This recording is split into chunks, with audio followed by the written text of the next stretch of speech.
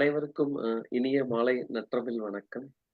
தமிழ் மரபு அறக்கட்டளை பன்னாட்டு அமைப்பின் மதுரை கிளை ஏற்பாட்டில் இலக்கிய குடல் நிகழ்ச்சியானது மாதந்தோறும் நடைபெற்று வருகிறது. அதன் தொடர்ச்சியாக இன்று இலக்கிய குடல் 17ஆம் நிகழ்ச்சி நடைபெற இருக்கிறது. இந்த நிகழ்ச்சியின்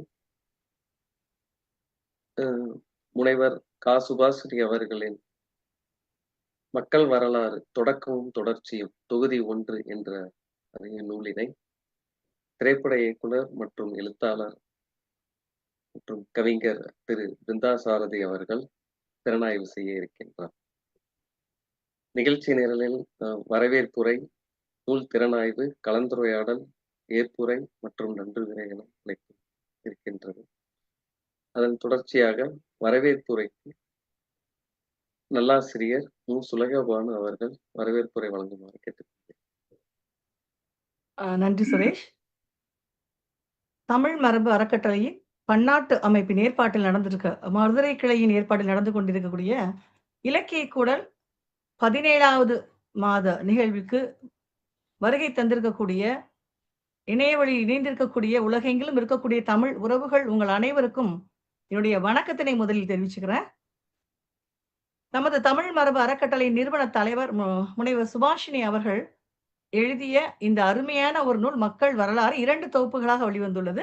அதில் முதல் தொகுப்பு தான் இன்றைக்கு திரைப்பட இயக்குனர், எழுத்தாளர், இப்படி கவிஞர், இப்படி பன்முக திறன் கொண்ட நமது பிருந்தா சாரதி அவர்கள் நம்மிடையே இங்கு வந்திருக்கிறார்கள். அவர்களை வருக வருக என்று வரவேற்கிறேன்.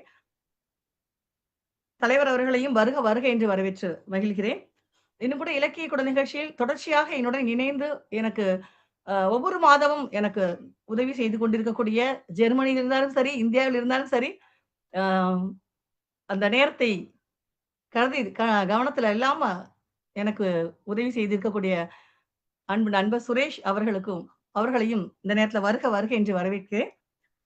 இன்னும் கூட இறைவாணி மேம், வருண், மதுரையில் இருக்கக்கூடிய அனைத்து தமிழ் உறவுகளையும் வருக வருக என்று வரவேற்கிறேன். முகநூல் வழியாகவும் இணையம் வழியாகவும் இந்த நிகழ்வினை பார்க்க இருக்கக்கூடிய உங்கள் அனைத்து தமிழ் உறவுகளையும் வருக வருக என்று வரவேற்பதில் பெருமகிழ்ச்சி அடைகிறேன். ஆனந்தம் அப்படின்ற ஒரு திரைப்படத்தின் மூலமாக திரைத்துறையில் அறிமுகமானவர் தான் நம்ம பிருந்தா சாரதி இயக்குனர் அவர்கள் பிறந்தது கும்பகோணம் என்றாலும் மதுரைக்கும் அவருக்குமான தொடர்பு ஒன்று இருக்குது. என்னன்னா, அவரோட முதுநிலை படிப்பு மதுரை காமராஜர் பல்கலைக்கழகத்தில் தான் தனது முதுநிலை படிப்பை முடிச்சிருக்கிறார்.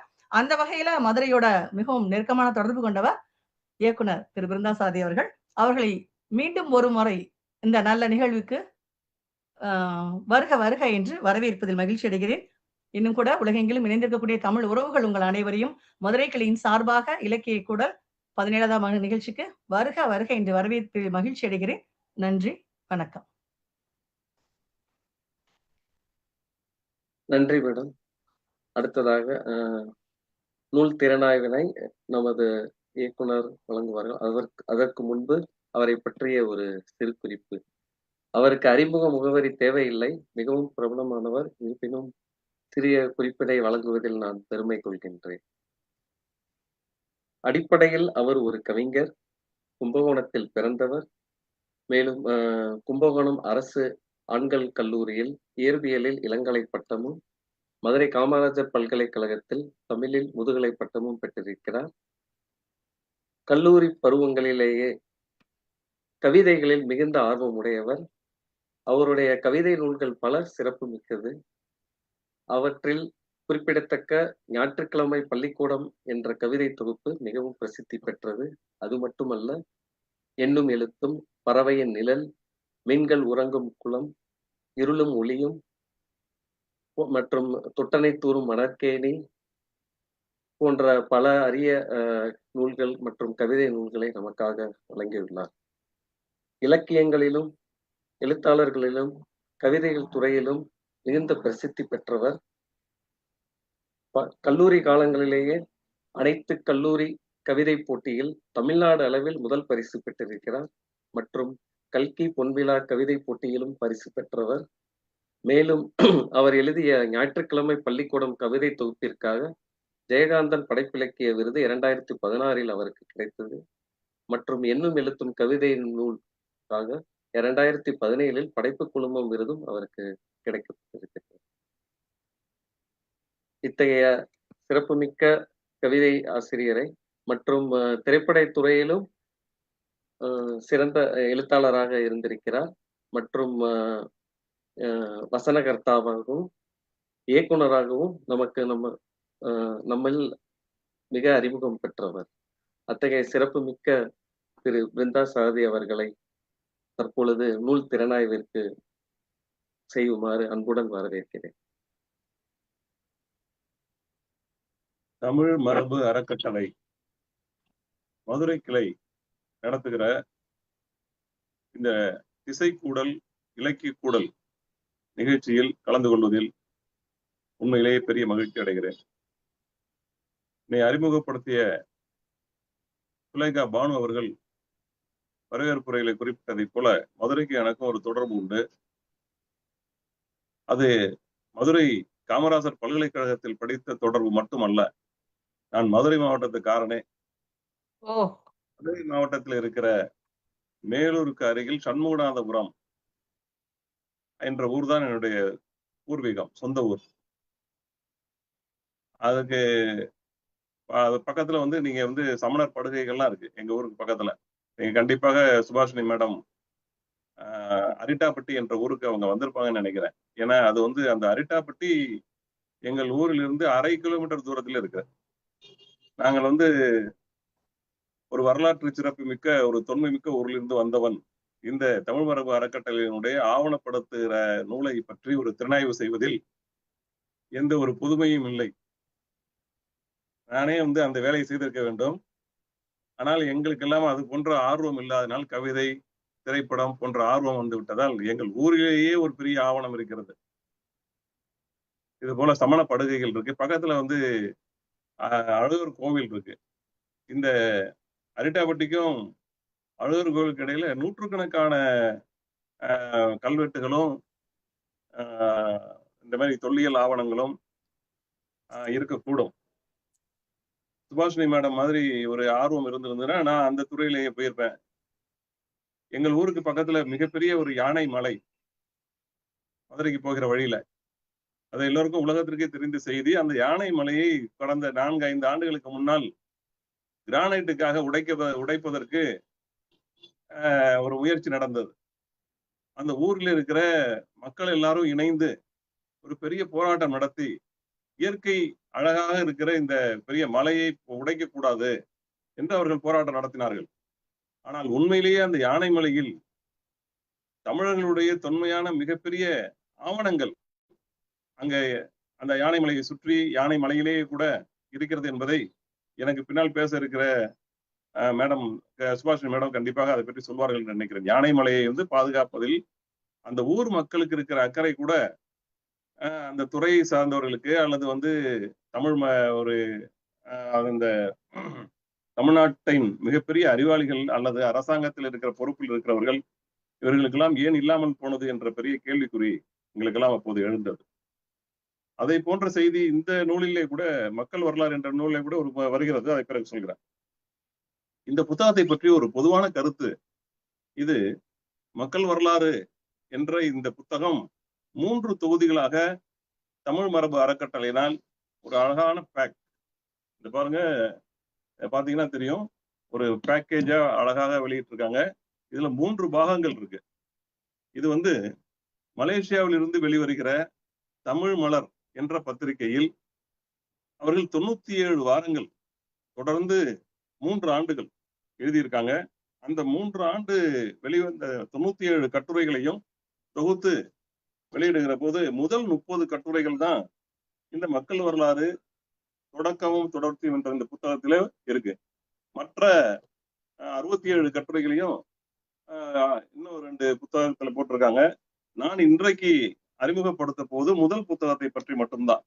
தொடர்ந்து வாய்ப்பு கிடைத்தால் அடுத்தடுத்த கூட்டங்கள்ல மற்ற 2 நூல்களையும் தனித்தனியாக பேசலாம். ஏன்னா ஒரு நூலை பற்றி பேசுவதற்கு இந்த 1/2 மணி நேரமோ அல்லது 3/4 மணி நேரமோ போதாது. அந்த அளவுக்கு இதுல செய்திகள் இருக்கு. இந்த புத்தகத்தில் இருக்கிற தலைப்புகள் வாரியா பாத்தீங்கன்னா இதுல பல கல்வெட்டுகளை பற்றி, சிற்பங்களை பற்றி, நடுகர்களை பற்றி, சுவடிகளை பற்றி, காகித ஆவணங்கள் அல்லது நூல்கள் இவற்றை பற்றி, வாய்மொழி வரலாற்றை பதிவு செய்வதை பற்றி, இப்படி பல்வேறு தலைப்புகள்ல இவங்க ஒவ்வொன்றா தேடி போய் அவற்றை ஆவணப்படுத்தியிருக்காங்க. பெரிய ஒரு ஆய்வாளர் என்பவர் உண்மையை தேடி பயணிக்கிற போது அந்த ஆவணங்களை சரிபார்த்து அதை பதிவு செய்யணும். இந்த வேலையை சுபாஷினி அவர்கள் தன்னுடைய கல்லூரி காலத்திலிருந்து செய்து வருகிறார் என்ற செய்தியை இவருடைய முதல் கட்டுரையை இப்படித்தான் தொடங்கியது என்ற இந்த கட்டுரை இந்த 97 கட்டுரைகளுக்கும் ஒரு முகவுரை போல எழுதியிருக்காங்க. 2001 ஆண்டில் அவங்க ஜெர்மனியில ஒரு முதுகலை படிப்பு ஆய்வுக்காக அங்க ஒரு கல்லூரிக்கு போறாங்க. சனி ஞாயிறு வீக்கெண்ட்ல பக்கத்துல இருக்கிற அந்த தொன்மையான ஒரு நகரத்தை பார்ப்பதற்காக, ஜெர்மனியில இருக்கிற தொன்மையான ஒரு நகரம், அந்த நகரத்தை சுற்றி பார்ப்பதற்காக நண்பர்களோடு போறாங்க. அப்படி போகிற போது அங்க இருக்கிற ஒரு அருங்காட்சியகத்துக்குள் போய் ஒரு பொழுதுபோக்காக தான் உள்ளார போறாங்க. அப்படி பார்க்கிற போது அங்கே ஒரு காட்சி அவரை மிகவும் ஈர்த்திருக்கு. அது என்ன அப்படின்னா, அந்த அருங்காட்சியகத்தில் ஒரு கண்ணாடி பேழையில் ஒரு புத்தகம், ஒரு ஆட்டுத்தோளால் பைண்ட் செய்யப்பட்ட அந்த புத்தகம் மிக அழகாக காட்சிப்படுத்தப்பட்டிருக்கு. அந்த புத்தகம் ஒரு 10 நூற்றாண்டுகளுக்கு மேலே முன்னாடி வந்த ஒரு பைபிள், லத்தீன் மொழியிலே எழுதப்பட்ட, அது 3ஆம் நூற்றாண்டா அல்லது 13ஆம் நூற்றாண்டா என்ற எனக்கு புரியல. இந்த புத்தகத்துல அந்த பைபிள் எப்போது எழுதப்பட்டது, அந்த ஆட்டுத்தோளால் இருக்கிற புத்தகம் என்பது 13 நூற்றாண்டுகளாக பாதுகாக்கப்படுகிறதா அல்லது 3 நூற்றாண்டுகளாக பாதுகாக்கப்படுதா எனக்கு தெரியல. அதை மேடம் சொல்லுவாங்க பின்னாடி. ஏன்னா இதுல ஒரு அச்சுப்பிழை இருக்குங்கிற மாதிரி எனக்கு நினைக்கிறேன். அதுல அது சரியா புரியல, அந்த இடத்துல கிளாரிட்டி இல்லை.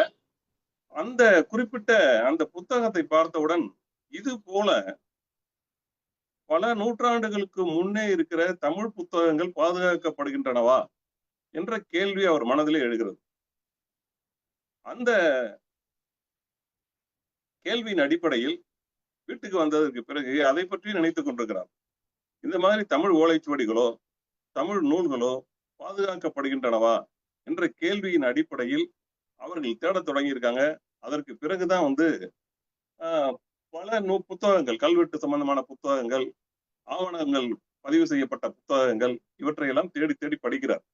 அப்படி படிக்கும் போது வந்த ஒரு ஈடுபாட்டின் காரணமாகத்தான் இவர் தான் ஒரு ஆவணப்படுத்தும் இந்த வேலையில தன்னை ஈடுபடுத்திக் கொள்ள வேண்டும் என்று ஒரு முடிவெடுக்கிறார். அப்படி உருவான ஒரு எண்ணத்தின் காரணமாக தமிழ் மரபு அறக்கட்டளை கூட அப்படித்தான் உருவாகி இருக்கிறது. அங்க இருக்கிற ஜெர்மனியில் இருக்கிற அவருடைய நண்பர் டாக்டர் கண்ணன், இன்னும் சில நண்பர்கள், கல்யாண சுந்தரம் என்ற நண்பர்கள் எல்லாம் குறிப்பிடுகிறார். இப்படி இவர்கள் எல்லாம் ஒன்று சேர்ந்து ஒரு இணைய வழி கூட்டத்தில் நாம் இந்த ஆவணங்களை, ஏற்கனவே இருந்தவர்கள் காகிதத்தில் இருக்கிற ஆவணங்களை பாதுகாத்து விட்டார்கள், நாம் இந்த தலைமுறையில் செய்ய வேண்டியது இவற்றை எல்லாம் மின்வெளியில் பாதுகாக்க வேண்டும். இந்த காலகட்டத்திற்கு இனிமேல் வருகிற தலைமுறைகளுக்கு இந்த ஆவணங்களை கொண்டு போய் சேர்ப்பதற்கு உலகில் எந்த மூலையில இருந்தாலும் சரி, அவர்கள் கம்ப்யூட்டர் முன்னாடி உட்கார்ந்து இந்த ஆவணத்தை பார்க்க வேண்டும் என்ற ஒரு பட்டனை தட்டும் போது அவர்கள் கண் முன்னால் இந்த ஆவணங்கள் எல்லாம் நிற்பதை போன்ற ஒரு ஏற்பாட்டை செய்ய வேண்டும் என்று முடிவெடுக்கிறாங்க. அந்த அடிப்படையில் தான் தமிழ் மரபு அறக்கட்டளை தமிழ் கலாச்சாரம், பண்பாடு, மொழி இவற்றை பற்றிய தகவல்களை ஆவணப்படுத்தும் ஒரு பெரிய வேலையை இந்த தமிழ் மரபு அறக்கட்டளையின் மூலமாக செய்ய வேண்டும் என்று முடிவெடுத்து ஒரு 25 ஆண்டுகளுக்கு முன்னாடி, இது 26வது ஆண்டு, இந்த வருடத்தினுடைய ஆகஸ்ட் மாதம் 27ஆம் தேதி வந்ததுன்னா, சென்ற வருடம் 25 தமிழ் மரபு அறக்கட்டளை, இது 26வது ஆண்டிலே அவர்கள் பயணம் செய்து கொண்டிருக்கிறார்கள். பயணம் செய்து கொண்டிருக்கிறோம் என்று கூட சொல்லலாம். ஏன்னா சென்ற ஆண்டு நான் தமிழ் மரபு அறக்கட்டளையில் உரையாற்ற வந்ததற்கு பிறகு நானும் கூட தமிழ் மரபு அறக்கட்டளை ஒரு அங்கமாகத்தான் நினைக்கிறேன். அதன் மீது ஒரு ஆர்வம் ஏற்பட்ட காரணத்தினால இப்படி 25 ஆண்டுகளாக ஒரு பெரிய பணியை செய்து வருகிற சுபாஷினி அவர்களுக்கு முதலில் என்னுடைய பாராட்டுக்களை தெரிவித்துக் கொள்கிறேன். இவங்க மலேசியாவில் இருக்கிற ஒரு பத்திரிகை தமிழ் மலர், அந்த பத்திரிகையில கட்டுரை எழுத வேண்டும் என்று கேட்டபோது இந்த தன்னுடைய பயண அனுபவங்கள், பயணம் என்றால் பொழுதுபோக்காக சென்ற பயணங்கள் அல்ல, இந்த ஆவணப்படுத்தும் முயற்சியிலே தான் பயணித்த போது ஏற்பட்ட அனுபவங்களை எல்லாம் அந்த ஆவணங்களோடு தொடர்ந்து 3 ஆண்டுகள் எழுதினாங்க. அதுலதான் இந்த புத்தகம் உருவாயிருக்கு, 97 கட்டுரைகளும். இந்த கட்டுரைகளை, சில கட்டுரைகளை பற்றி மட்டும் இந்த அறிமுக உரையில நான் சொல்ல விரும்புறேன். பல தலைப்புகள் எழுதியிருக்காங்க. அதுல வந்து தாராசுரம் கோயிலை பற்றி வருகிறது. அந்த லத்தீன ஒரு நம்ம ஊர்ல நடக்கிற மஞ்சு விரட்டுக்கும் லத்தீன்ல நடக்கிற ஒரு அந்த காளை போட்டி, காளைகளை வைத்துக் கொண்டு அவர்கள் நடத்துகிற விளையாட்டு, அது விளையாட்டு அல்ல, அது ஒரு வினையாக இருக்கிறது என்று சொல்றாங்க. அந்த மாதிரி அதை பற்றி எழுதுறாங்க. செங்கம் என்ற ஊரிலே இருக்கிற ஒரு பழங்குடியினரை பற்றி எழுதுறாங்க. இப்படி பல்வேறு தலைப்புகள்ல இந்த கட்டுரைகள் அமைந்திருக்கு. அதாவது ஒரு குடவரை கோவில்கள், அந்த மாதிரியான கோவில்கள்ல இருக்கிற வகைகள், கருங்காலக்குடி என்ற ஊரில் இருக்கிற தொல்பழங்கால குறியீடுகளுடன் கூடிய சமணர் சின்னங்கள், பிரித்தானியாவில் இருக்கிற நூலகத்தில் இருக்கிற தமிழ் கருவூலங்களை பற்றி, அப்புறம் வந்து டச்சு நூலகத்தில் இருக்கிற ஒரு போலந்து இருக்கிற ஒரு டச்சு, போலந்து போன்ற நாடுகள் இருக்கிற நம்முடைய தமிழ் ஆவணங்கள், இவற்றை பற்றியெல்லாம் பல்வேறு தலைப்புகள்ல இந்த கட்டுரைகள் இருக்கு. சங்க காலத்துல இருந்த ஒரு நகரம் மருங்கூர் என்ற ஒரு நகரம், அது இன்னைக்கும் கடலூர் மாவட்டத்துல அது தொடர்ந்து உயிரோடு இருக்கு. அந்த நகரத்திற்கு நேரடியாக சென்று எழுதின கட்டுரை. எட்டயபுரம் ஜமீனுக்கு, அரசர்களை பற்றி மட்டுமல்ல, அதாவது எட்டயபுரம் ஜமீனுக்கு போறாங்க. சாதாரண ஒரு காணி என்ற ஊரில் இருக்கிற பழங்குடி மக்களுடைய வாழ்க்கையை பதிவு செய்றாங்க. அது இன்னும் அது தொடர்ந்து எப்படி அந்த மலையில வந்து பழங்குடியினர்கள் பல்லாண்டுகளாக வாழ்ந்து வருகிறார்கள், அவர்களுடைய மொழி என்ன, அவர்களுடைய அது எழுத்து இல்லாத ஒரு மொழியாக இருந்தாலும் கூட வாய்மொழியாகவே அது வந்து பாடல்களோடும் பேச்சு மொழியோடு இருக்கிறத வந்து வீடியோல பதிவு பண்ணது, அது எல்லாத்தையும் குறிப்பிட்டு விட்டு, அப்ப அதே போல பழங்குடிகள் தமிழ்நாடு முழுக்க எங்கெங்கெல்லாம் இருக்காங்க என்பதை பற்றிய குறிப்புகளையும் அந்த கட்டுரையில சொல்றாங்க. அதே போல அது இப்ப எட்டயபுரம் ஜமீனை பற்றி ஒரு கட்டுரை, ரொம்ப அற்புதமான ஒரு கட்டுரை அது. டென்மார்க்ல இருக்கிற ஓலைச்சுவடிகளை பார்த்து சிற்பங்களை, அதாவது சில ஒரு முக்கியமான ஒரு சிற்பத்தை பற்றி நான் அந்த புத்தகத்துல வந்து தலைப்பலி கொடுக்கிற ஒரு ஊர், அது என்ன தலைப்பலி என்று ரொம்ப ஆர்வத்தோட படித்தேன். அது என்ன அப்படின்னா, இந்த ஊர் ஒரு அந்த கோவில்கள்ல ஆடுகளையும் கோழிகளையும் ஒரு வேண்டுதலுக்காக நாம் வந்து பலி கொடுப்பதை பார்த்திருக்கிறோம். நம்ம ஊர்ல கிராமங்கள்ல, சொந்த ஊர்கள்ல நாங்கள் கூட கிராமத்துக்கு போனா அதெல்லாம் செய்யறோம். அது தொடர்ந்து வழி வழியாக வந்து கொண்டிருக்கிற ஒரு மரபு. அதில் ஒரு குறிப்பிட்ட பகுதியில மனிதர்கள் தங்களை தாங்களே கழுத்தை அறுத்து கொண்டு கடவுளுக்கு, இறைவனுக்கு பலி கொடுத்துக் கொள்கிறார்கள். அதற்கு தலைப்பலி என்று பெயர். இந்த நாட்டினுடைய அரசன் வெற்றி பெற வேண்டும், அல்லது இந்த காரியம் மிகப்பெரிய ஒரு காரியம், மனிதனால் ஆக முடியாத ஒரு செயல், அதற்கு என்ன ஈடாக செய்ய முடியும் என்று பார்த்துட்டு தன்னைத்தானே பலி கொடுத்துக் கொள்கிற ஒரு தலைப்பலி கொடுக்கிற ஒரு பெரிய ஒரு பழக்கம் இருந்திருக்கு என்பதை வந்து ஒரு கட்டுரையில சொல்றாங்க. இப்படி தமிழ்நாட்டினுடைய பல்வேறு மரபுகள், அவர்களுடைய பழக்க வழக்கங்கள், மொழிகள், இவற்றை எல்லாம் தேடி தேடி தேடி பார்த்து அவற்றில் இருந்து முக்கியமான பல விஷயங்களை இந்த நூல்ல பதிவு பண்றாங்க. இதுல 1-2 கட்டுரைகளை மட்டும் நான் வந்து கொஞ்சம் விரிவாக, இது ஒரு பெரிய ஆவணம் என்பதனால் எதிர்காலத்திலும் கூட இந்த வீடியோவை பார்க்கிறவர்களுக்கு இந்த புத்தகத்தை தேடி படிக்க வேண்டும் என்ற ஒரு எண்ணம் ஏற்பட வேண்டும் என்பது. ஏன்னா இந்த புத்தகத்தை படிச்சீங்கன்னா நீங்க வந்து உங்க ஊருக்கு பக்கத்துல இருக்கிற தமிழ் கலாச்சாரத்தின் பண்பாட்டினுடைய ஆவணங்கள் என்ன இருக்கு, ஓலைச்சுவடி இருக்கா, கல்வெட்டு இருக்கா என்று தேடி பார்த்து அதை நீங்கள் கூட பதிவு பண்றக்கூடிய ஒரு ஆர்வம் ஏற்படும். ஏன்னா அவர்கள் வந்து கூட்டிட்டு அந்த கட்டுரையை படிக்கிறதுல நான் இந்த புத்தகத்தில் பார்த்து சில வியந்த ஒரு விஷயம் என்னன்னா, இவர் ஒரு ஆய்வாளர். ஆய்வாளருடைய புத்தகங்களை படிக்கும் போது என்னை போன்ற ஒரு சாதாரண அதாவது சாதாரண என்று சொல்லும்போது ஒரு கவிதை எழுதுறவன் அல்லது கதை படிக்கிறவன் இந்த புத்தகத்தை படிக்கும் போது எந்த விதமான கடினமும் ஒரு கடுமையான நடை இல்லை. ரொம்ப எளிமையா கதை சொல்வதை போல ஒரு பயண கட்டுரையை, அதுவும் ஒரு ஆய்வு பயணம் செய்கிற ஒரு கட்டுரையை ரொம்ப தன்னோட படிக்கிறவங்களையும் கூட்டிட்டு போறாங்க. கூட்டிட்டு போய் அந்த பார்க்கிற காட்சி அவங்க பார்க்கும்போது நாமளும் பார்ப்பதை போன்ற ஒரு தோற்றத்தை அவர்கள் கூட யார் வந்தாங்க, அந்த டிரைவரோட போகும்போது அந்த டிரைவருக்கு இவர்களுக்கு நடந்த உரையாடல் போயிட்டு இருக்கும்போது ஒரு டிரைவர் வந்து பேசாமலே வராரு. அவன் கொஞ்ச நேரம் கழிச்சுதான் தெரியுது அவருக்கு செவித்திறன் குறைபாடு உள்ளவர் போல இருக்கு. ஒரு இடத்த பார்த்ததுக்கு பிறகு இவங்க வந்து இந்த மாதிரி பழைய கோவில் எல்லாம் பாக்குறாங்கன்னு தெரிஞ்சுக்கிட்டு அந்த டிரைவர் வந்து வர்ற வழியில இங்க ஒரு முனீஸ்வரன் கோவில் இருக்கு, இங்க ஒரு பத்ரகாளி அம்மன் கோவில் இருக்கு என்று அங்க அவங்க வந்து கூட்டிகிட்டு போய் அதையெல்லாம் ஆவணப்படுத்த சொல்றாரு அவர். இப்படி கூட இருக்கிறவர்களை கூட தன்னுடைய இந்த ஆவணப்படுத்தும் முயற்சிக்கு மாற்றுகிற ஒரு இதை வந்து ஒரு பண்பை வந்து இந்த பயணம் வந்து அவருக்கு இந்த பயணத்தின் மூலமாக அவர் நமக்கு ஏற்படுத்துறாங்க. பக்கத்தில் இருக்கிற டிரைவருக்கு மட்டுமல்ல, படிக்கிற நமக்கும் கூட அந்த எண்ணம் உருவாகிட்டு இருக்கு. இந்த புத்தகத்தினுடைய ஒரு முக்கியமான ஒரு கட்டுரையாக நான் நினைப்பது, ஒரு 5-6 கட்டுரைகளை பற்றி சொல்றேன். பிரித்தானியா ஒரு நூலகத்தில் இருக்கிற தமிழ் கருவூலங்கள் என்ற ஒரு கட்டுரை. இந்த கட்டுரையில இந்த பிரிட்டிஷ் ஆட்சி நடந்த போது அவங்க இந்த நாட்டில் இருக்கிற செல்வங்களை எல்லாம் அவர்கள் வந்து எடுத்து சென்று தங்களுடைய நாட்டுக்கு எடுத்துட்டு போறாங்க.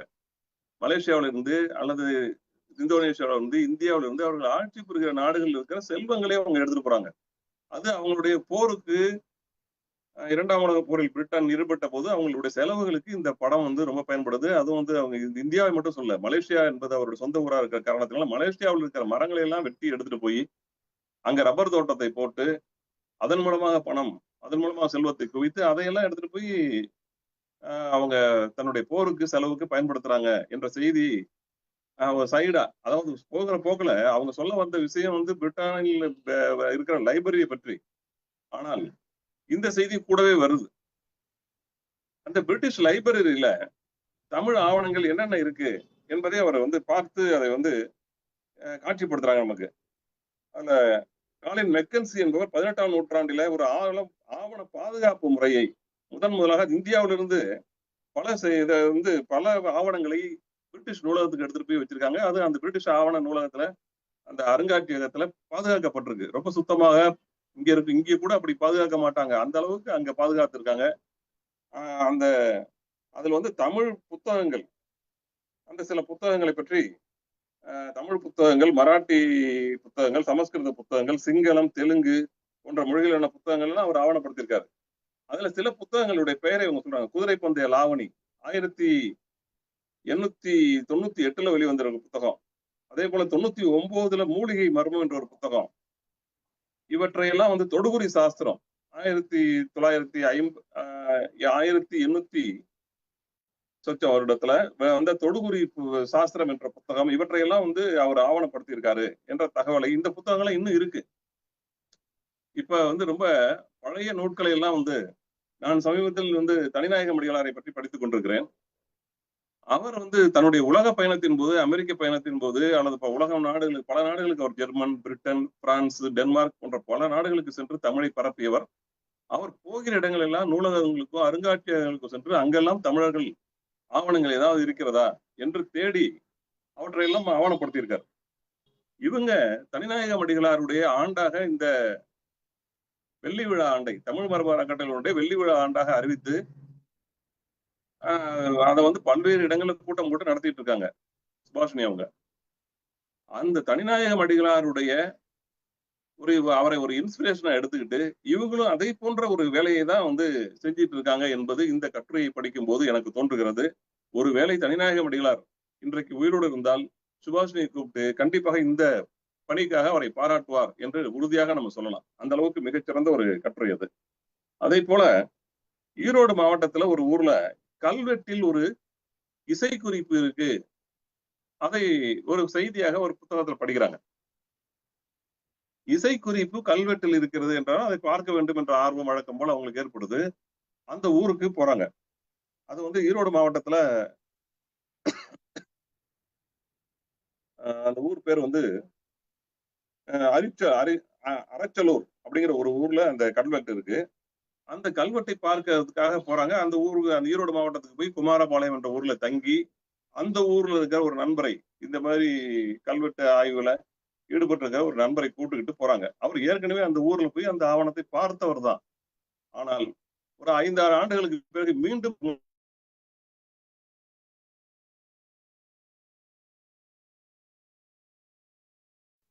இவங்க 2 பேரும் போய் அந்த ஆவணத்தை, அந்த கல்வெட்டை பார்ப்பதற்கு முடியல.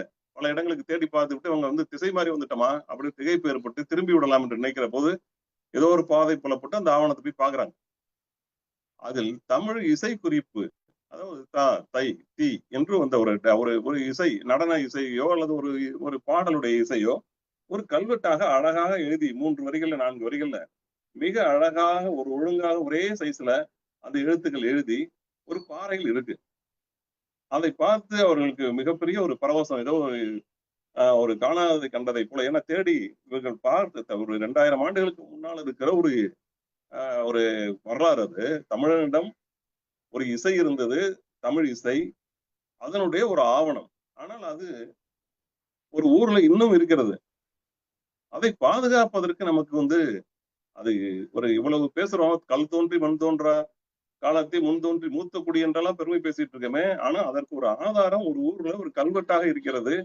அதை நாம் இன்னும் பாதுகாக்கவில்லை என்ற வருத்தத்தோடு அதை எழுதி அதை வந்து ஒரு புகைப்படம் எடுத்து வந்து இந்த கட்டுரையில புகைப்படத்தோடு ஆவணப்படுத்தி கொடுத்திருக்காங்க. மற்றொரு செய்தி, அந்த இசைக்குறிப்பை எழுதினவன் பேரையே அதுல சொல்லியிருக்காரு. அந்த இசைக்குறிப்பை எழுதி வச்சுட்டு எழுதினவர் வந்து தன்னுடைய பெயரை 1900 முதல், அதாவது பொது ஆண்டு 1ஆம் நூற்றாண்டில் எழுதப்பட்ட கல்வெட்டாவது. அந்த கல்வெட்டை எழுதியவன் பெயர் வந்து தேவன் சாத்தன் என்ற அந்த கல்வெட்டு பதிவு செய்தவன் அந்த பெயரையும் அந்த கல்வெட்டுல குறிப்பிட்டிருக்காரு என்று. அதை வந்து நமக்கெல்லாம் போனா படிக்க தெரியுமா என்பது தெரியல. அவங்க வந்து கல்வெட்டுகளை படிக்கக்கூடிய ஒரு திறன் இருப்பதனால அந்த இதெல்லாம் குறிப்பிடுறாங்க. இந்த கல்வெட்டினுடைய வருடம் வந்து பொது ஆண்டு 1ஆம். அப்ப குறைந்தபட்சம் 2000 ஆண்டு, 1900 ஆண்டுகளுக்கு முன்னாடி. இதை வந்து தமிழ் இசை சார்ந்து இன்னைக்கு நமக்கு கிடைக்கிற முதல் ஆவணம் என்று அல்லது ஆரம்பகால ஆவணம் என்று பாதுகாக்கப்பட வேண்டிய ஒரு ஆவணம். இதை புதர் மண்டி இருப்பதற்கு அனுமதிக்க கூடாது, உரியவர்கள் கவனிக்க வேண்டும் என்ற அக்கறையோடு அந்த கட்டுரை முடிச்சிருக்காங்க. அதை போலவே விழுப்புரம் மாவட்டத்துல ஒரு கல்வெட்டு, ஒரு சமண படுகை. அந்த படுகைக்கு அவங்க போறாங்க. அந்த படுகைக்கு போகிற போது அது விழுப்புரம் மாவட்டத்துல இருக்கிற ஒரு ஒரு சிற்பம், ஒரு கல்வெட்டு, பாறையில் இருக்கிற ஒரு புடைப்பு சிற்பம் போல அங்க இருக்கு. அது வந்து ஆவணங்கள் என்றால் தமிழ்நாட்டுல மிகப்பெரிய பழமையான ஆவணங்கள் எங்க இருக்கு அப்படின்னா திருநெல்வேலி மாவட்டத்துல இருக்கும், அல்லது மதுரை மாவட்டத்துல இருக்கும், அல்லது தஞ்சாவூர் மாவட்டத்துல இருக்கும், கீழடியில அங்கதான் இருக்கு. இது போன்ற ஒரு பிரமை நமக்கு இருக்கு. ஆனால் விழுப்புரம் மாவட்டத்தில் இருக்கிற நிறைய ஆவணங்களை பற்றி ஒரு சின்ன முகவரை கொடுத்துட்டு இந்த குறிப்பிட்ட சமண துறவிகள் வரிசையாக செதுக்கப்பட்டிருக்கிற ஒரு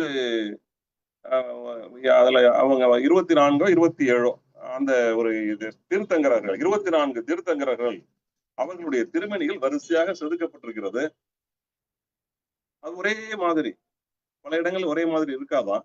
இந்த இடத்துல ஒரே சைஸ்ல அவர்களுடைய அந்த தீர்த்தங்கர்களுடைய உருவங்கள் பதிக்கப்பட்டிருக்கு பாறையில. அதில் ஒரு கீழே வந்து அவங்க போன நேரத்துல உடைந்து ஒரு பாறை விழுந்து கிடக்கு. அதில் ஒரு தீர்த்தங்கர்களுடைய உருவம் அதுவும் இருக்கு. இதை பார்த்து மிகவும் வருத்தப்படுறாங்க. இந்த தீர்த்தங்கர்களுடைய செய்திகள் வந்து அதுல வந்து 57 நாட்கள் உண்ணாவிரதம் இருந்து ஒருத்தர் உயிரை விட்டுருக்காரு. அந்த செய்தி அங்க இருக்கு. அதே போல 30 நாட்கள் உண்ணாவிரதம் இருந்து ஒரு தீர்த்தங்கரர், அவருடைய முதல்ல சொன்னவர் பேர் சந்திர நந்தியா, 2வது சொன்னவர் 30 நாட்கள் உயிரோடு இருந்தவருடைய ஒருத்தருடைய குறிப்பு இருக்கு. இவற்றையெல்லாம் வந்து அங்க ஒரு அந்த ஆதாரம் எல்லாம் அங்க இருக்கு. அந்த ஊர் வந்து விழுப்புரம் மாவட்டத்துல இருக்கிற ஒரு கிராமம். இப்படி இதே போலவே அந்தியூர்ல இருக்கிற ஒரு நடுகல்லை பற்றி ஒரு செய்தி வருது. அந்த செய்தி தான் வந்து நான் முதல்ல சொன்னேன் இல்லையா, அந்தியூர் நடுகற்கள் மற்ற நடுகற்களை விட குறிப்பிடத்தகுந்த ஒரு முக்கியமான ஒரு நடுகல். என்னன்னா அது தலைப்பலி கொடுக்கிற ஒரு பழக்கத்தை பற்றி அங்க இருக்கு. இவங்க போறது ஒரு அந்த செய்தியை படிச்சுட்டு தேடி போறாங்க. அது ஒரு கோவிலாக இருக்கு. இப்ப அது பத்ரகாளியம்மன் கோவில் என்று அழைக்கப்படுது. இவங்க அதை தேடி பார்த்துட்டு, இது ஒரு காலத்தில் கொற்றவை கோயிலாக இருந்திருக்க வேண்டும். இப்போது பெயர் மாறி பத்ரகாளி கோவில் என்று அழைக்கப்படுது. நாங்க இங்க ஆவணப்படுத்துறதுக்கு ஆவணத்தை தேடி வந்தது. நாங்கள் இங்க இருக்கிற ஒரு கல்வெட்டை தேடி வந்தது, அல்லது ஒரு சிற்பத்தை தேடி வந்தது. தலைப்பலி கொடுக்கிற ஒரு சிற்பம் இந்த ஊர்ல இருப்பதாக சொன்னாங்க என்று தேடி வந்து, அதெல்லாம் அவங்க கோவில கும்பாபிஷேகம் பண்ணும்போது ஏதோ உடைச்சு போட்டு அது திருத்தி வச்சு வேற மாதிரி பண்ணிட்டாங்க. இல்லங்க, இங்க சில சிலைகள் இருந்தது. அந்த சிலைகள்லாம் இப்ப ஒரு இடத்துல நாங்க போட்டு பத்திரமா பாதுகாக்கிறோம் என்று அவங்க கூட்டிட்டு போய் வேற ஒரு இடத்துல பல சிலைகளை போட்டு வச்சிருக்காங்க. அந்த சிலைகளை காட்டுறாங்க. அதில் ஒரு சிலை தரையில படுக்க விஷயத்துல இருக்கு. அதுதான் அந்த தலைப்பலி கொடுக்கப்பட்ட சிற்பத்தினுடைய ஒரு சிலை. அந்த சிலையை போட்டோ எடுத்து போட்டு, அந்தியூர்ல இது போன்ற ஒரு சிலை இருக்கு, இதை இப்படி ஒரு கும்பாபிஷேகம் பண்ற நேரத்துல இதை எடுத்து போட்டாங்க என்ற குறிப்போடு பல்வேறு கட்டுரைகளையும் குறிப்பிடுவதை போல தமிழர்களுக்கு கொஞ்சம் கூட நம்முடைய வரலாறுகளை பாதுகாப்பதற்கான ஆர்வமும் பொறுப்பும் இல்லை என்பதை இந்த கட்டுரையிலையும் குறிப்பிடுறாங்க. இதை போல பல கட்டுரைகள்ல ஒரு குடவரை கோவில், குன்றக்குடியில இருக்கிற ஒரு கோவிலுக்கு போறாங்க. அந்த கோவில் ஒரு குடவரை கோவில். குடவரை கோவில்னா என்ன அப்படின்னு ஒரு விளக்கம் கொடுக்குறாங்க. ஒரு கோவில் சுண்ணாம்பால் செய்யப்பட்டது, அல்லது ஒரு பாறையால் செய்யப்பட்டிருக்கு, மரத்தால் செய்யப்பட்டிருக்கு. இப்படி பல்வேறு பொருட்கள் கலந்து பல கோவில்களை சோழ காலத்திலிருந்து அதுக்கு முன்னாடி இருக்கிற கோவில் எல்லாம் கூட அது மாதிரிதான் இருக்கு. ஆனா இந்த குடவரை கோவில்கள் என்பவை பல்லவர் காலத்திலே ஒரு கோவிலை உடைஞ்சு அதற்குள்ள சிற்பங்களை உருவாக்கி அதற்குள்ள ஒரு லிங்கமோ அல்லது திருமாலோ ஒரு அந்த கோவிலையே, அந்த பாறையே குடைஞ்சு ஒரு கோவில் ஆக்குறது. இந்த குறிப்பை கொடுத்து விட்டு அந்த குடவரை கோவில், குன்றக்குடி என்ற கோவில்ல 3 கோவில்கள் இருக்கு. அந்த ஒரு குடவரை கோவிலுக்குள்ள ஒரு சிவன் கோவில், இன்னொன்றுல சிவனும் திருமாலும் இருக்கிற கோவில், மற்றொன்று சிவன் இருக்காரு. இந்த 3 கோவில்களை பற்றி குறிப்பு. இவற்றையெல்லாம் பார்த்துட்டு இந்த குடவரை கோவில்கள்லாம் என்னன்னு நம்ம தெரிஞ்சுக்கிறோம். அதில் ராஜராஜனுடைய ஆட்சி நடந்த காலகட்டத்துல பாண்டிய நாட அவனுடைய ஆட்சி கூட உட்பட்டு இருந்திருக்கு. அந்த பகுதியில் இருக்கிற கல்வெட்டுல ராஜராஜனுடைய மெய்கீர்த்தி செதுக்கப்பட்டிருக்கு. இதை இந்த குடவரை கோவில்கள் கட்டுரையில ராஜராஜனுடைய மெய்கீர்த்தி கல்வெட்டு இங்க எப்படி வந்திருக்க முடியும் என்று ஒரு கேள்வி கேட்டு, அப்போது பாண்டிய நாடு ராஜராஜனுடைய ஆளுகைக்கு உட்பட்டதாக இருந்திருக்கும் என்ற முடிவுக்கு அதை பற்றி குறிப்பிடுறாங்க. இப்படி பல்வேறு செய்திகள் இந்த நூல்ல இருக்கு. இதை நாம் மட்டும் தெரிந்து கொள்வதில் ஒன்றும், அதாவது நாம் அவர் படித்தவர்கள் அல்லது ஒரு பெரியவர்கள் படித்தால் மட்டும் போதாது என்று இவற்றையெல்லாம் பள்ளி குழந்தைகளுக்கு கொண்டு போக வேண்டும் என்ற ஒரு எண்ணம் ஏற்பட்டு அதற்கான ஒரு முயற்சியில் எப்படி இந்த புத்தகங்கள் எழுதி பொதுமக்களுக்கு கொண்டு போகிறாங்களோ அதே போல பள்ளி குழந்தைகளுக்கு இந்த செய்திகளை எல்லாம் கொண்டு போகணும் என்று ஒரு முயற்சி எடுக்கிறாங்க. அது மலேசியாவில் இருக்கிற ஒரு குறிப்பிட்ட ஒரு அமைப்போடு ஒரு உடன்பாடு ஏற்படுத்தி கொண்டு அவர்கள் ஏற்பாட்டுல 4ஆம் வகுப்பு படிக்கிற 5ஆம் வகுப்பு படிக்கிற மாணவியர்களுக்கு இந்த கல்வெட்டை பற்றி, சுவடிகளை பற்றி செய்திகளை எல்லாம் கொண்டு போய் அவங்களுக்கு பாடமா நடத்தி, அதாவது ஒரு வகுப்பை போல நடத்தி அவர்களிடம் கேள்வி கேட்டு அவர்களை பதில் சொல்ல வைத்து அவர்களுக்கும் இந்த கல்வெட்டு ஆய்வில் ஒரு ஈடுபாட்டை ஏற்படுத்தியிருக்காங்க. இதை போல நிறைய தொடர்ந்து இவர்கள் செய்து வந்துட்டு இருக்காங்க.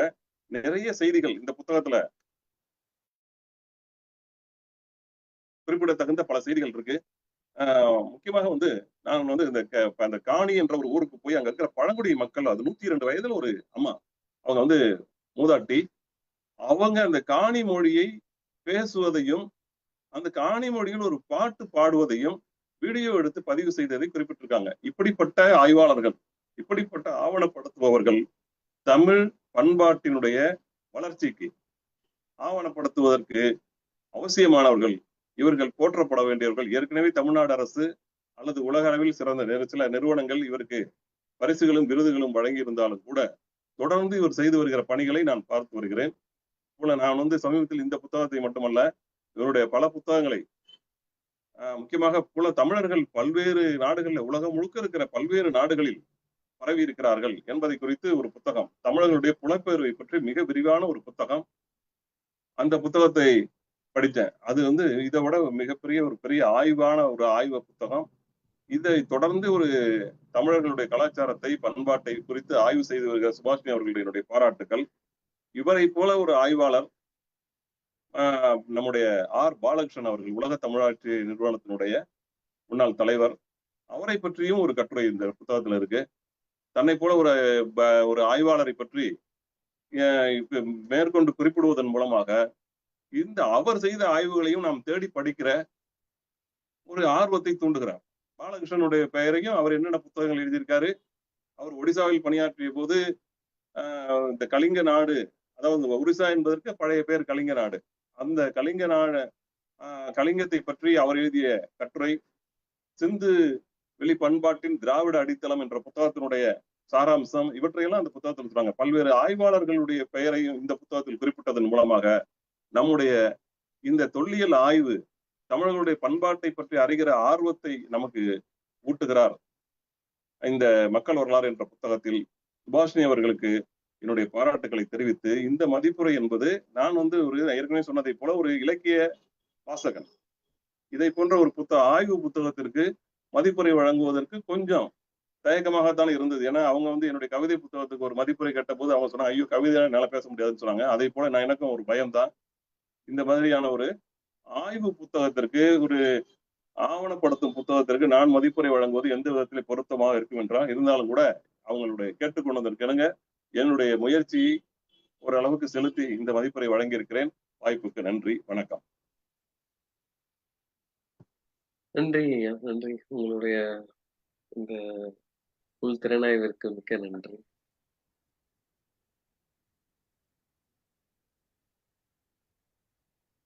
பங்கேற்பாளர்கள் தங்களுடைய கருத்துக்கள் அல்லது கேள்விகளை கேட்கலாம் ஐயா.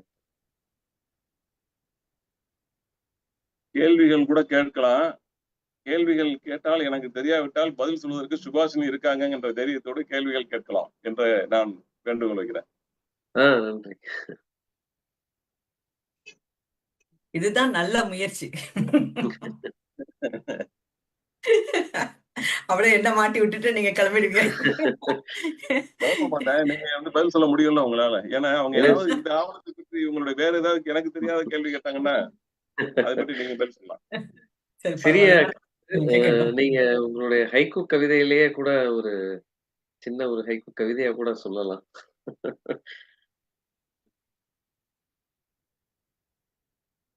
உண்மையிலே ஒரு நல்ல பெரிய புத்தகம் அது. நான் 3 பாகங்களுக்கும் வெவ்வேறு நபர்கள் என்னை வைத்தல்ல, 2வது பாகத்துக்கு வேற ஒருத்தர், 3வது பாகத்துக்கு வேற ஒருத்தரை வைத்து இந்த புத்தக அறிமுகத்தை நீங்கள் பரவாயில்ல 3 பாகத்துக்கு தனித்தனியே செய்யலாம் என்ற வேண்டுகோளையும் இங்க வைக்கிறேன்.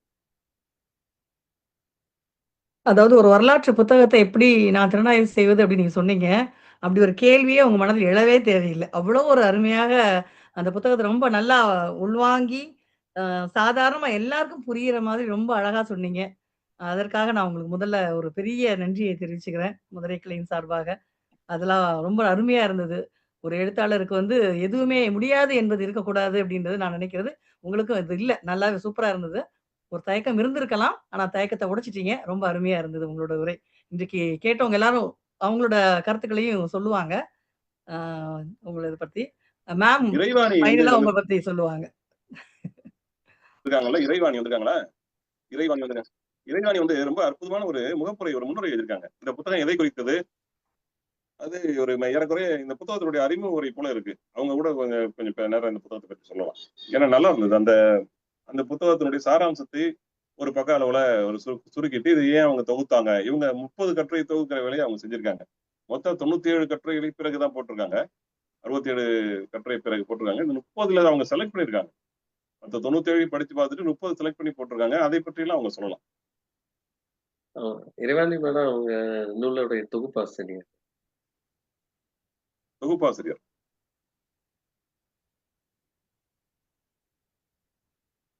வேற யாரும் கருத்துக்கள் சொல்றதா இருந்தா சொல்லலாம். தமிழினியால் பேசலாம்னு நினைக்கிறேன். சிவகாமி பிரியா, நீங்களும் உங்களோட கருத்துக்களை சொல்லலாம். முதல்ல இருந்து கேட்டுட்டு இருக்கீங்க. சண்முக பிரியா, நீங்க எல்லாமே உங்களோட கருத்துக்களை சொல்லலாம்.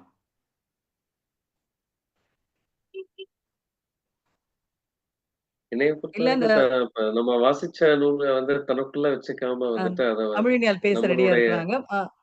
தமிழினியாலுக்கு அன்மியூட் பண்ணிருங்க.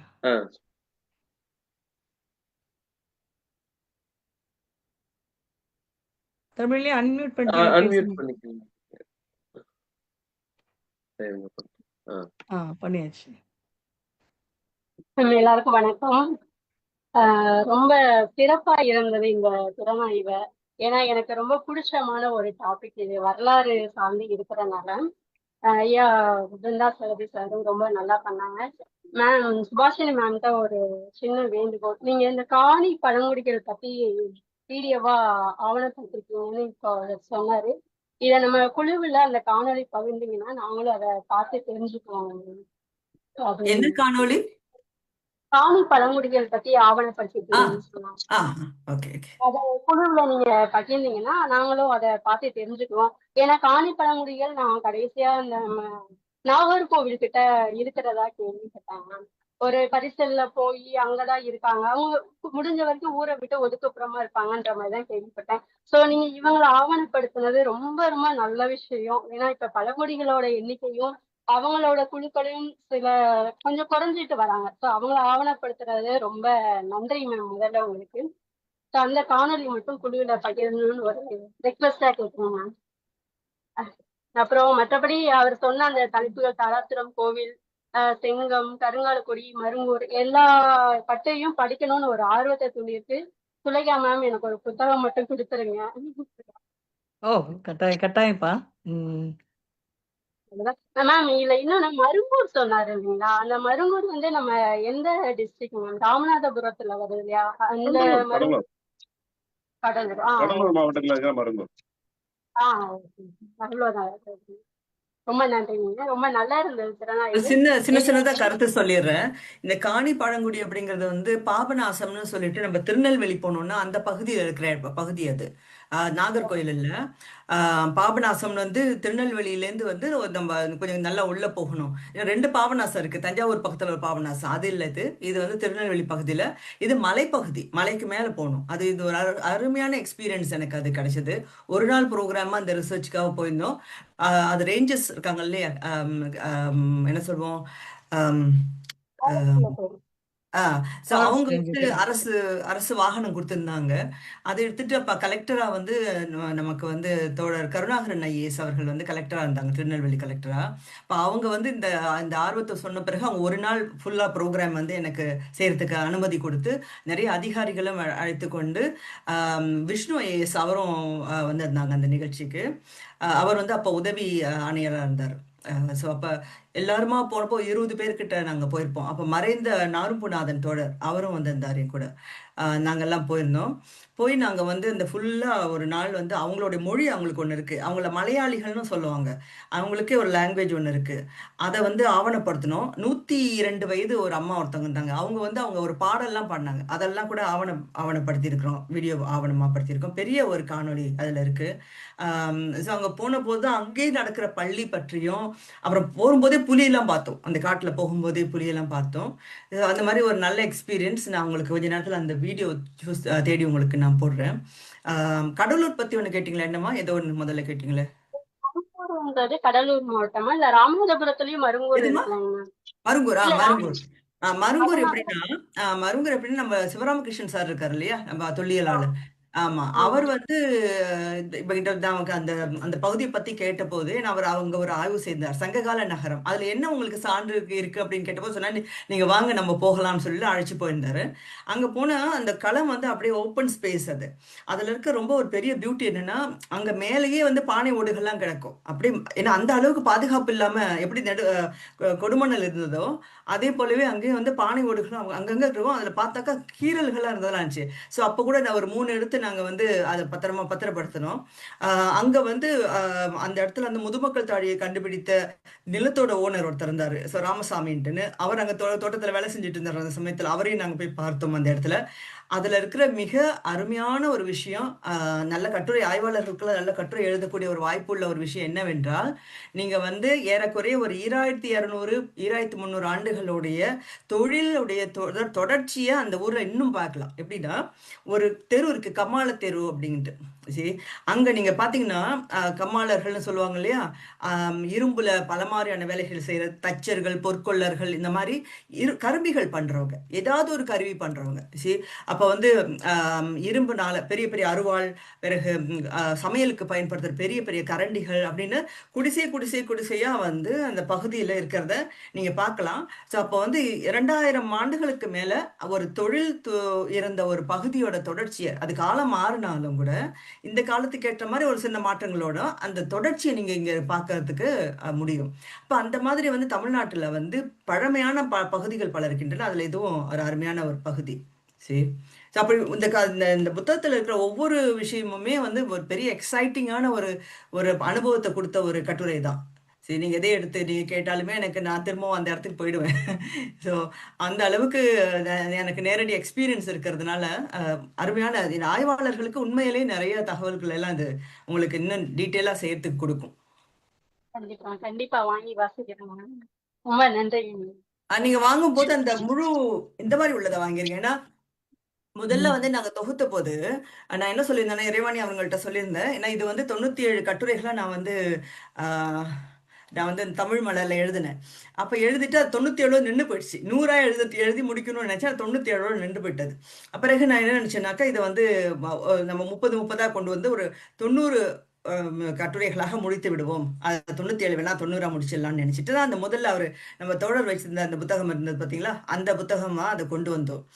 அதற்கு பிறகு வந்து இந்த 25ஆம் ஆண்டு வெள்ளி விழா தொடக்க ஆரம்பித்த போது என்ன பேசினா, நானும் இறைவனிட்ட என்ன சொன்னேன்னா, நீங்க எல்லா கட்டுரையும் எடுத்துக்கோங்க, நம்ம என்ன பண்ணுவோம்னா 100 கட்டுரைகளாக நம்ம வந்து அதை 100 ஆக்கிடுவோம், சில இதை செம்மைப்படுத்திடுவோம் அப்படின்னு சொல்லிட்டு அடிஷனலா ஒரு 4 கட்டுரை நான் எழுதினேன். உள்ள இருந்த ஏற்கனவே இந்த கட்டுரைகளை 2 வந்து நம்ம இணைத்து அவற்றையெல்லாம் ஆக்கி, இப்போ பாத்தீங்கன்னாக்கா முதல்ல வெளியிட்ட போது இந்த நூல்ல வந்து நமக்கு இந்த வெளியிட்ட போது 30 கட்டுரை இருக்கும், தோழல் பார்த்திருப்பாரு. ஆனால் இதுவே வந்து மக்கள் வரலாறு தொகுதி 1 வந்த போது இதுல 35 கட்டுரை இருக்கும். சரி, ஸோ அதனால வந்து நீங்க பார்த்தீங்கன்னாக்கா இப்ப இதுல 35 கட்டுரைகளாக 35 35 30 அப்படிங்கிற மாதிரி இருக்கும்னு நினைக்கிறேன், தெரியல எனக்கு. ஆனா 100 இருக்கும். ஸோ அப்படிதான் முதல் தொகுதியில 30 தான், இரண்டாவது மூன்றாவது தொகுதியில 35. இருங்க வரேன் பாக்குறேன். 35 இது 35, 1வது வந்து 35 இருக்கு. இருங்க வரேன். 35 இருக்கு. 35 இருக்கா? 35 ஆமா. அப்புறம் 3வது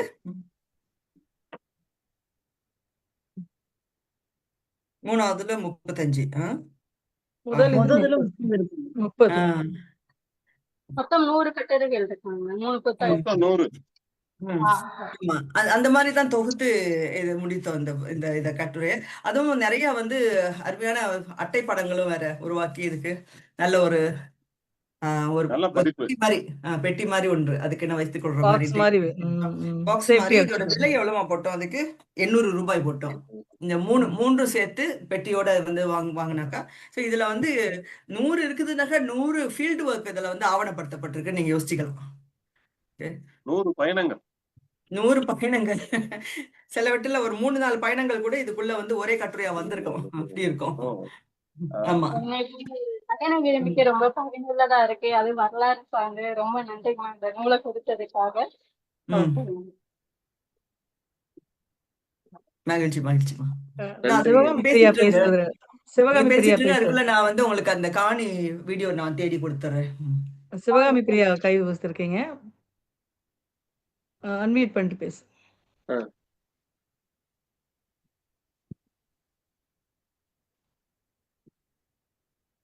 வணக்கம்மா. வணக்கம். நீண்ட நாட்களுக்கு பிறகு ஒரு அருமையான நிகழ்வுல மறுபடியும் சந்திக்கிறதுல ரொம்ப மகிழ்ச்சியம்மா. இந்த ஒரு நிகழ்வுல வந்து நான் என்ன புரிஞ்சுக்கிட்டேன் அப்படின்னா, இந்த மனித வாழ்வு என்பது ஒரே ஒரு முறைதான் நமக்கு கிடைக்குது. அதை எவ்வளவு ஒரு பயனுள்ளதாக நம்ம ஆக்கிக்கணும் அப்படின்றதான் நீங்க ஒவ்வொரு முறையும் நீங்க சொல்றதா நான் நினைச்சுக்கிறேங்கம்மா. ஏன்னா நீங்க ஐயா பிருந்தாசாரதி அவர்கள் வந்து ரொம்ப எளிமையா ஒரு பயணம் மேற்கொள்ற மாதிரியே தான் இருந்தது அவங்க சொன்ன நட. 2வது உங்களுடைய அந்த புத்தகத்துல வந்து ஒரு சின்ன சின்ன கட்டுரைகளா நீங்க வழங்குறது வந்து ரொம்ப அற்புதமா இருக்குமா. ஏன்னா அது படிப்பவங்களுக்கு ரொம்ப எளிமையாவும் புரியிற வண்ணமா இருக்குது. நானும் கவிதை எழுதுவேன். நிறைய கதைகள் படிப்பேன். ஆனா ஒரு அறிவியல் சார்ந்த விஷயங்களுக்குள்ள போனது அப்படின்னு பாத்தீங்கன்னா உங்களுடைய புத்தகத்தை படிச்சதுக்கு அப்புறம் தான்மா. நிஜமாவே சொல்றேன், எனக்கு அந்த ஆர்வம் வந்து அதிகமா மேலிட்டது. புத்தகங்களை வாங்கி படிக்கணும் அப்படின்னு. எனக்கு இப்போ கை குழந்தை வச்சிட்டு இருக்கறதுனால என்னால எந்த ஒரு செயல்பாடுகளில் இறங்க முடியலமா. நான் நிச்சயமா எதிர்காலத்துல உங்களுடைய அந்த ஆவணப்படுத்துற அந்த நிகழ்வுகள்ல நான் நிச்சயமா நானும் கலந்துப்பேமா. என்னுடைய பங்களிப்பு நிச்சயமாக இருக்கும். ரெண்டாவது எனக்கு இன்னொரு பெருமையான விஷயம் என்னன்னா, ஒரு பெண்ணாக இருந்து நீங்க இவ்வளவு தூரம் நீங்க பயணப்பட்டு ஒரு தன்னிலை ஒரு சுயநலம் மற்ற ஒரு பொதுநலமான விஷயங்களை செஞ்சுட்டு இருக்கீங்க. அதுவும் யாரும் செய்ய முயற்சி செய்யாத ஒரு விஷயங்களை நீங்க செஞ்சுட்டு இருக்கீங்கம்மா. உங்களுடைய பணி நினைச்சு ரொம்ப பெருமைப்படுறோம். தமிழ் மரபு அறக்கட்டளையில நாங்க வந்து இணைஞ்சதுக்கு ரொம்ப ரொம்ப மகிழ்ச்சி அடைகிறோம்மா. ஐயா பிருந்தாசாரதி ஐயா அவர்களுக்கு வணக்கம். மிக்க நன்றி. நீங்க அருமையா வழங்கியிருக்கீங்க தொகுத்து. ரொம்ப அற்புதமா இருக்கு. வலை தோட்டங்களில் பேசுங்க. ஹலோ, பேசுங்க. பேசுங்க. கேக்குதுங்களாம்மா? பேசுங்க. ரொம்ப நன்றிங்கம்மா. எனக்கு கொஞ்சம் சில சிக்னல் பிரச்சனை இருக்கிறதுனால கண்டினியூஸா இது பண்ண முடியலம்மா. கொஞ்சம் விட்டு விட்டு கேக்குது. பிரச்சனை இல்லை. நீங்க பேசுங்க. முடிகிற போது நீங்க இணைந்து கொள்ளுங்க.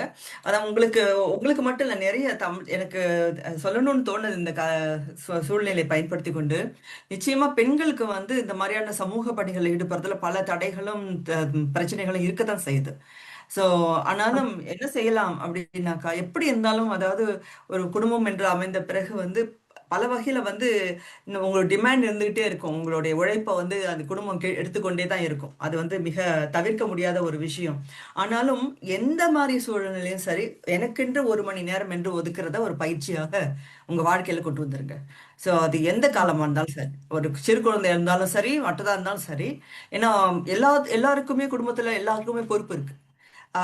பெண்ணுக்கு மட்டுமே பொறுப்பை கொடுக்கிற ஒரு காலகட்டத்துல இருந்து இப்ப நம்ம மாறிக்கிட்டு இருக்கோம் இல்லையா? ஒரு குடும்பம் அப்படின்னாக்கா அனைவருக்குமே இருக்கு. ஸோ அந்த ஒரு வகையில நீங்க வந்தால்தான் உங்களுடைய வளர்ச்சியை நீங்க பார்க்க முடியும். இல்லாட்டி நீங்க வந்து சமூகத்துல ஒரு சமூகம் மாறி வளர்ச்சி அடைந்து கொண்டே போகும்போது உங்களுடைய வளர்ச்சிங்கிறது கொஞ்சம் பின்தங்கி போகக்கூடிய வாய்ப்பு நிச்சயமா இருக்கும் இல்லையா? ஸோ அதற்காக நீங்கள் வந்து பெண்களுக்கு ஒரு சிறந்த முன்னுதாரணமா, அதுல எந்த மாற்றமும் கிடையாது. நீங்கள் உங்களுடைய உத்வேகமும் உங்களுடைய தன்னம்பிக்கை மிகுந்த வார்த்தைகள் எங்களை இன்னும் உற்சாகப்படுத்திக் கொண்டே இருக்கின்றது. நிச்சயமாக வருவேன் அம்மா. உங்களுக்காகவே வருவேன். நான் நிச்சயமா வருவேன். நன்றிங்க அம்மா. நன்றிமா, மகிழ்ச்சி. நான் அந்த காணொலிக்கு நீங்க சேட்ல போட்டுட்டு இருக்கேன். அதோட சொல்லுங்க. அதாவது நீங்க சொன்ன ஒரு ஆலோசனை மிகவும் ரொம்ப எளிமையான பிராக்டிக்கலான ஒரு நடைமுறைப்படுத்தக்கூடிய ஆலோசனை. ஒரு நாளைக்கு 1 மணி நேரம், 24 மணி நேரத்துல 1 மணி நேரம். அதாவது எதிர்காலத்தில் நாம் வந்து 50 வயதுக்கு பிறகு நான் ஒரு நாளையோ அல்லது ஒரு வாரத்தையோ செலவிட்டு நான் ஒரு பயணம் போவேன் என்று சொல்வதை விட, இப்பயே இந்த நாளையில இருந்தே வந்து ஒரு நாளைக்கு 1 மணி நேரம் இந்த கட்டுரை படிப்பதற்கு, ஒரு கட்டுரை படிப்பதற்கு வந்து 20 நிமிடம் 15 நிமிடம் போதும். இந்த ஒரு கட்டுரை நீங்கள் படிக்கும்போது உங்களுக்கு என்ன ஆர்வம் தோணுதுன்னா, எனக்கு என்ன தோணுதுன்னா, சென்னையில் நான் பார்க்க வேண்டிய அல்லது பார்ப்பதற்கு மிக அருகில் இருக்கிற தொல்லியல் ஆவணங்கள் என்ன இருக்கு, கல்வெட்டு ஆவணங்கள் என்ன இருக்கு, பக்கத்துல இருக்கிற கோவில்லையோ அல்லது ஏதாவது இருக்கா, போய் பார்க்க முடியுமா என்ற ஆர்வத்தை ஒவ்வொரு கட்டுரையும் எனக்கு ஏற்படுத்துது. இவங்க வந்து ஜெர்மனியிலிருந்து விடுமுறைக்கு இந்தியாவுக்கு வந்து அங்க ஒரு வாரம் 10 நாள் இருக்கிற அந்த சூழ்நிலையை பயன்படுத்தி கொண்டு அங்க சென்னையிலே இல்லாம அவங்க வந்து கன்னியாகுமரிக்கோ அல்லது தூத்துக்குடிக்கோ அல்லது வந்து விழுப்புரத்துக்கோ ஏதோ ஒரு ஊருக்கு போய் அங்க இருக்கிற அங்க இருக்கிற ஒரு கல்வெட்டுகளை பார்த்து அல்லது வந்து ஓலைச்சுவடிகளை பார்த்து அதை ஆவணப்படுத்துறாங்க. அதுல என்ன இருக்கு, அதை பொதுமக்களுக்கு கட்டுரையாக எழுதி வழங்குறாங்க. நமக்கு இருக்கிற வாய்ப்பு என்னன்னா, பக்கத்துல என்ன இருக்கு, நீங்க ரொம்ப தூரம் கூட போக வேண்டாம். நாம் சென்னையில இருக்கிற போது சென்னையை சுற்றி என்னென்ன இருக்கு. சென்னை என்பது மிக பழமையான நகரம். அதுல வந்து பிரிட்டிஷ் ஆட்சியில் நடந்திருக்கு, அதுக்கு முன்னாடி பல்லவர்களுடைய ஆட்சி நடந்திருக்கு. மகாபலிபுரத்துக்கு போனாலே நமக்கு ஒரு பெரிய அவங்க மகாபலிபுரத்தை பற்றி கூட கட்டுரை எழுதியிருக்காங்க. நான் வந்து ஒரு 5, 6 கட்டுரைகளை பற்றி மட்டும் தான் சொல்லியிருக்கேன். இதுல 30 கட்டுரை இருக்கு. இந்த முழு தொகுதியில 100 கட்டுரைகள் இருக்கு. இவ்வளவு பயணங்கள்ல நமக்கு வந்து பல தகவல் கிடைக்குது. நம்ம ஒன்று ஆரம்பிக்கலாம். ஒரு நாளைக்கு 1 மணி நேரம் என்பது ரொம்ப பிராக்டிக்கல். நல்ல ஒரு எழுத்தாளர்களுக்கு நாங்க பயிற்சி கொடுக்கும்போது அதை தான் சொல்லுவாங்க.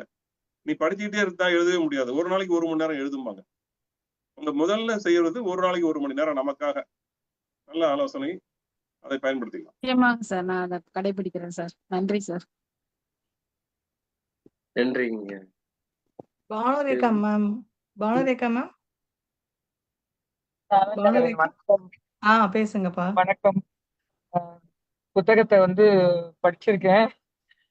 இருந்தாலும் பயணத்துல இருக்கிறதுனால பேசுறதுக்கு கொஞ்சம் தயங்கினேன். ரொம்ப சார் வந்து ரொம்ப என்ன சொல்றது, கச்சிதமா ஒரு ஒரு மதிப்புரையை கொடுத்துருக்கிறாரு.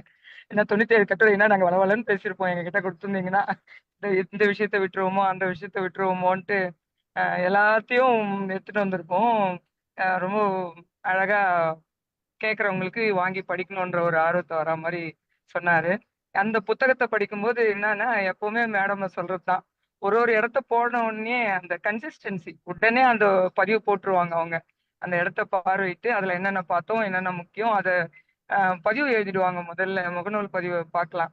எங்களுக்கும் அந்த அட்வைஸ் சொல்லுவாங்க, அதை நாங்க ஃபாலோ பண்றது இல்லை ஒரு முறையும். ஆனா எனக்கு அந்த கன்சிஸ்டன்சி ரொம்ப பிடிக்கும். அந்த இறைவாணி மேமோட முன்னுரையே எனக்கும் படிச்ச உடனே அது ஹைலைட்டா இருந்தது. அது சார் கரெக்டா அதை சொன்ன உடனே எனக்கு ரொம்ப சந்தோஷமாயிருச்சு. இறைவாணி மேம் கூப்பிட்டு அந்த மாதிரி ஒவ்வொரு இடமும் வந்து நம்ம போய் பார்க்கணும், ஒரு பார்வையே மாத்திடுச்சு மேடமோட சில பயணங்கள் போனதுனால. இப்போ சாதாரணமா நம்ம கோயில்னா நேரா போயிட்டோமா, சாமி கும்பிட்டோமா, வந்துட்டுமா இருக்கும். அதை சுத்தி என்னென்ன கவனிக்கணும்ன்றது கொஞ்சம் பார்வையை மாத்தினது வந்து மேடமோட செஞ்ச பயணங்கள் தான். அதனால அந்த 3 தொகுதியுமே, அதுல முதல் தொகுதி மட்டும்தான் நானும் முடிச்சிருக்கேன், 2வது ஆரம்பிச்சிருக்கேன். நிறைய இடங்களை வந்து பார்க்கணுன்ற ஆர்வத்தையும் ஏற்படுத்தும் அந்த புத்தகம். அது இல்லாம எப்படி எழுதணும், எப்படி நம்ம ஒரு இடத்துக்கு போயிட்டு நம்மளுடைய பதிவு எப்படி இருக்கணும், அந்த இடத்த பத்தி எப்படி பதிவு செய்யணுன்றதும் படிக்கிறவங்க தெரிஞ்சுக்கலாம். அதுக்கான வழிகாட்டுதல்கள் நிறைய இருக்கும். அதாவது மேடம் சொன்ன மாதிரி ஆய்வு சம்பந்தமான பார்வையாகவும் இருக்கலாம். இல்ல நீங்க சாதாரணமா ஒரு இடத்துக்கு போனாலும் அதை பத்தி நம்ம எப்படி எழுதி வைக்கலான்ற குறிப்புகளும் அந்த புத்தகத்துல இருக்கும். அதனால ரொம்ப ஒரு சிறந்த புத்தகம். 3 தொகுதியுமே எல்லாருமே படிக்கணும்னு தான் நினைப்பேன். நன்றிங்க மேம். நன்றிங்க சார், ரொம்ப சிறப்பா இருந்தது. நன்றிப்பா. நன்றி. இல்ல அவங்க இன்னொரு முக்கியமான செய்தி என்னன்னா, அவங்க ஒரு ஊருக்கு போகும்போது ஒரு இடத்துக்கு அந்த ஓலைச்சுவடியோ அல்லது கல்வெட்டையோ பார்க்க போறப்ப, அந்த ஊருக்கு போறதுக்கு முன்னாடி அந்த ஊர்ல அது சம்பந்தமான ஆட்கள் யாராவது இருக்காங்களா என்று தேடி அந்த பயணத்தை ஒரு இலக்கு நமக்கு வந்து ஒரு ஆலோசனை, ஒரு மறைமுகமான ஒரு ஆலோசனை இருக்கு. நீங்க போய் அதை நேரடியா போய் அப்ரோச் பண்றதை விட அந்த ஊர்ல ஏற்கனவே ஒருத்தர் இருந்தாருன்னா அது நமக்கு உதவி செய்வார். அவர் அந்த மாதிரி நபரை பாக்குறாங்க, அவர் கூட்டிட்டு போறாங்க. அங்க அவங்க கூட்டிட்டு போகும்போது அது தொடர்பானவர்கள் மற்றவர்கள் இருக்காங்களா அப்படின்னு கேட்கிறாங்க. இப்படி போகிற போது ஒரு 5-6 பேர் போயிடுறாங்க. அப்படியே ஒருத்தர் இவங்க மட்டும் போய் பாக்குறது இல்லை, போனாலும் ரொம்ப கடினம். அது இன்னொன்னு போறவங்க எல்லாருடைய பேரையும் இந்த கட்டுரையில பதிவு பண்ணியிருக்காங்க. என்னை அழைச்சிட்டு இவங்க போனாங்க, இந்த கோவிலுக்கு இவர் தான் என்னை கூட்டிட்டு போனாரு, இந்த ஆவணத்தை இவர் தான் எனக்கு காட்டுவதற்கு உதவியா இருந்தாரு என்று அனைவருடைய பெயரையும் வேற பதிவு பண்றாங்க. இது நமக்கு நம்ம போய் ஒரு ஊருக்கு போறோம்னா, இப்ப திருவொற்றியூர் நான் போகணும்னு நினைச்சேன். அந்த திருவொற்றியூர் போகணும்னா திருவொற்றியூர்ல நமக்கு சம்பந்தமான ஆட்கள் யாராவது, பட்டினத்தாரை பற்றி ஏற்கனவே தெரிஞ்சவங்க யாராவது இருக்கானா பார்ப்போம். அவன்கிட்ட சொல்லிட்டோம்னா நமக்கு பயணம் ரொம்ப எளிதாயிரும். அங்க போன தகவல்களும் எளிதா கிடைக்கும். இந்த மாதிரி எல்லாருடைய பெயரையும் குறிப்பிட்டது ரொம்ப முக்கியமான ஒரு நல்ல பண்பாக நான் நினைக்கிறேன். நல்ல ஒரு ஆவணமும் கூட. நல்ல பாயிண்ட் ஒன்று நீங்க கரெக்டா சொன்னீங்க. அதோட 2 விஷயம் அதுல இருக்கு. அதாவது ப்ரிப்பரேஷன் அப்படிங்கிறது, ஒரு ரிசர்ச் பண்ண போறோம்னா அதுக்கு ஒரு ப்ரிப்பரேஷன் கட்டாயமா இருக்கணும். இதான் வந்து ஆய்வுல நம்ம படிக்கிறது. அதை வந்து இப்ப நம்ம வரலாற்று ஆய்வுக்கு நம்ம பயன்படுத்துறோம். ப்ரிப்பரேஷன் இல்லாம நான் வந்தேன் உடனே பார்க்க போறேன், நான் உடனே பஸ் எடுத்த போனேன் அப்படின்னு நம்ம பண்ண முடியாது இல்லையா?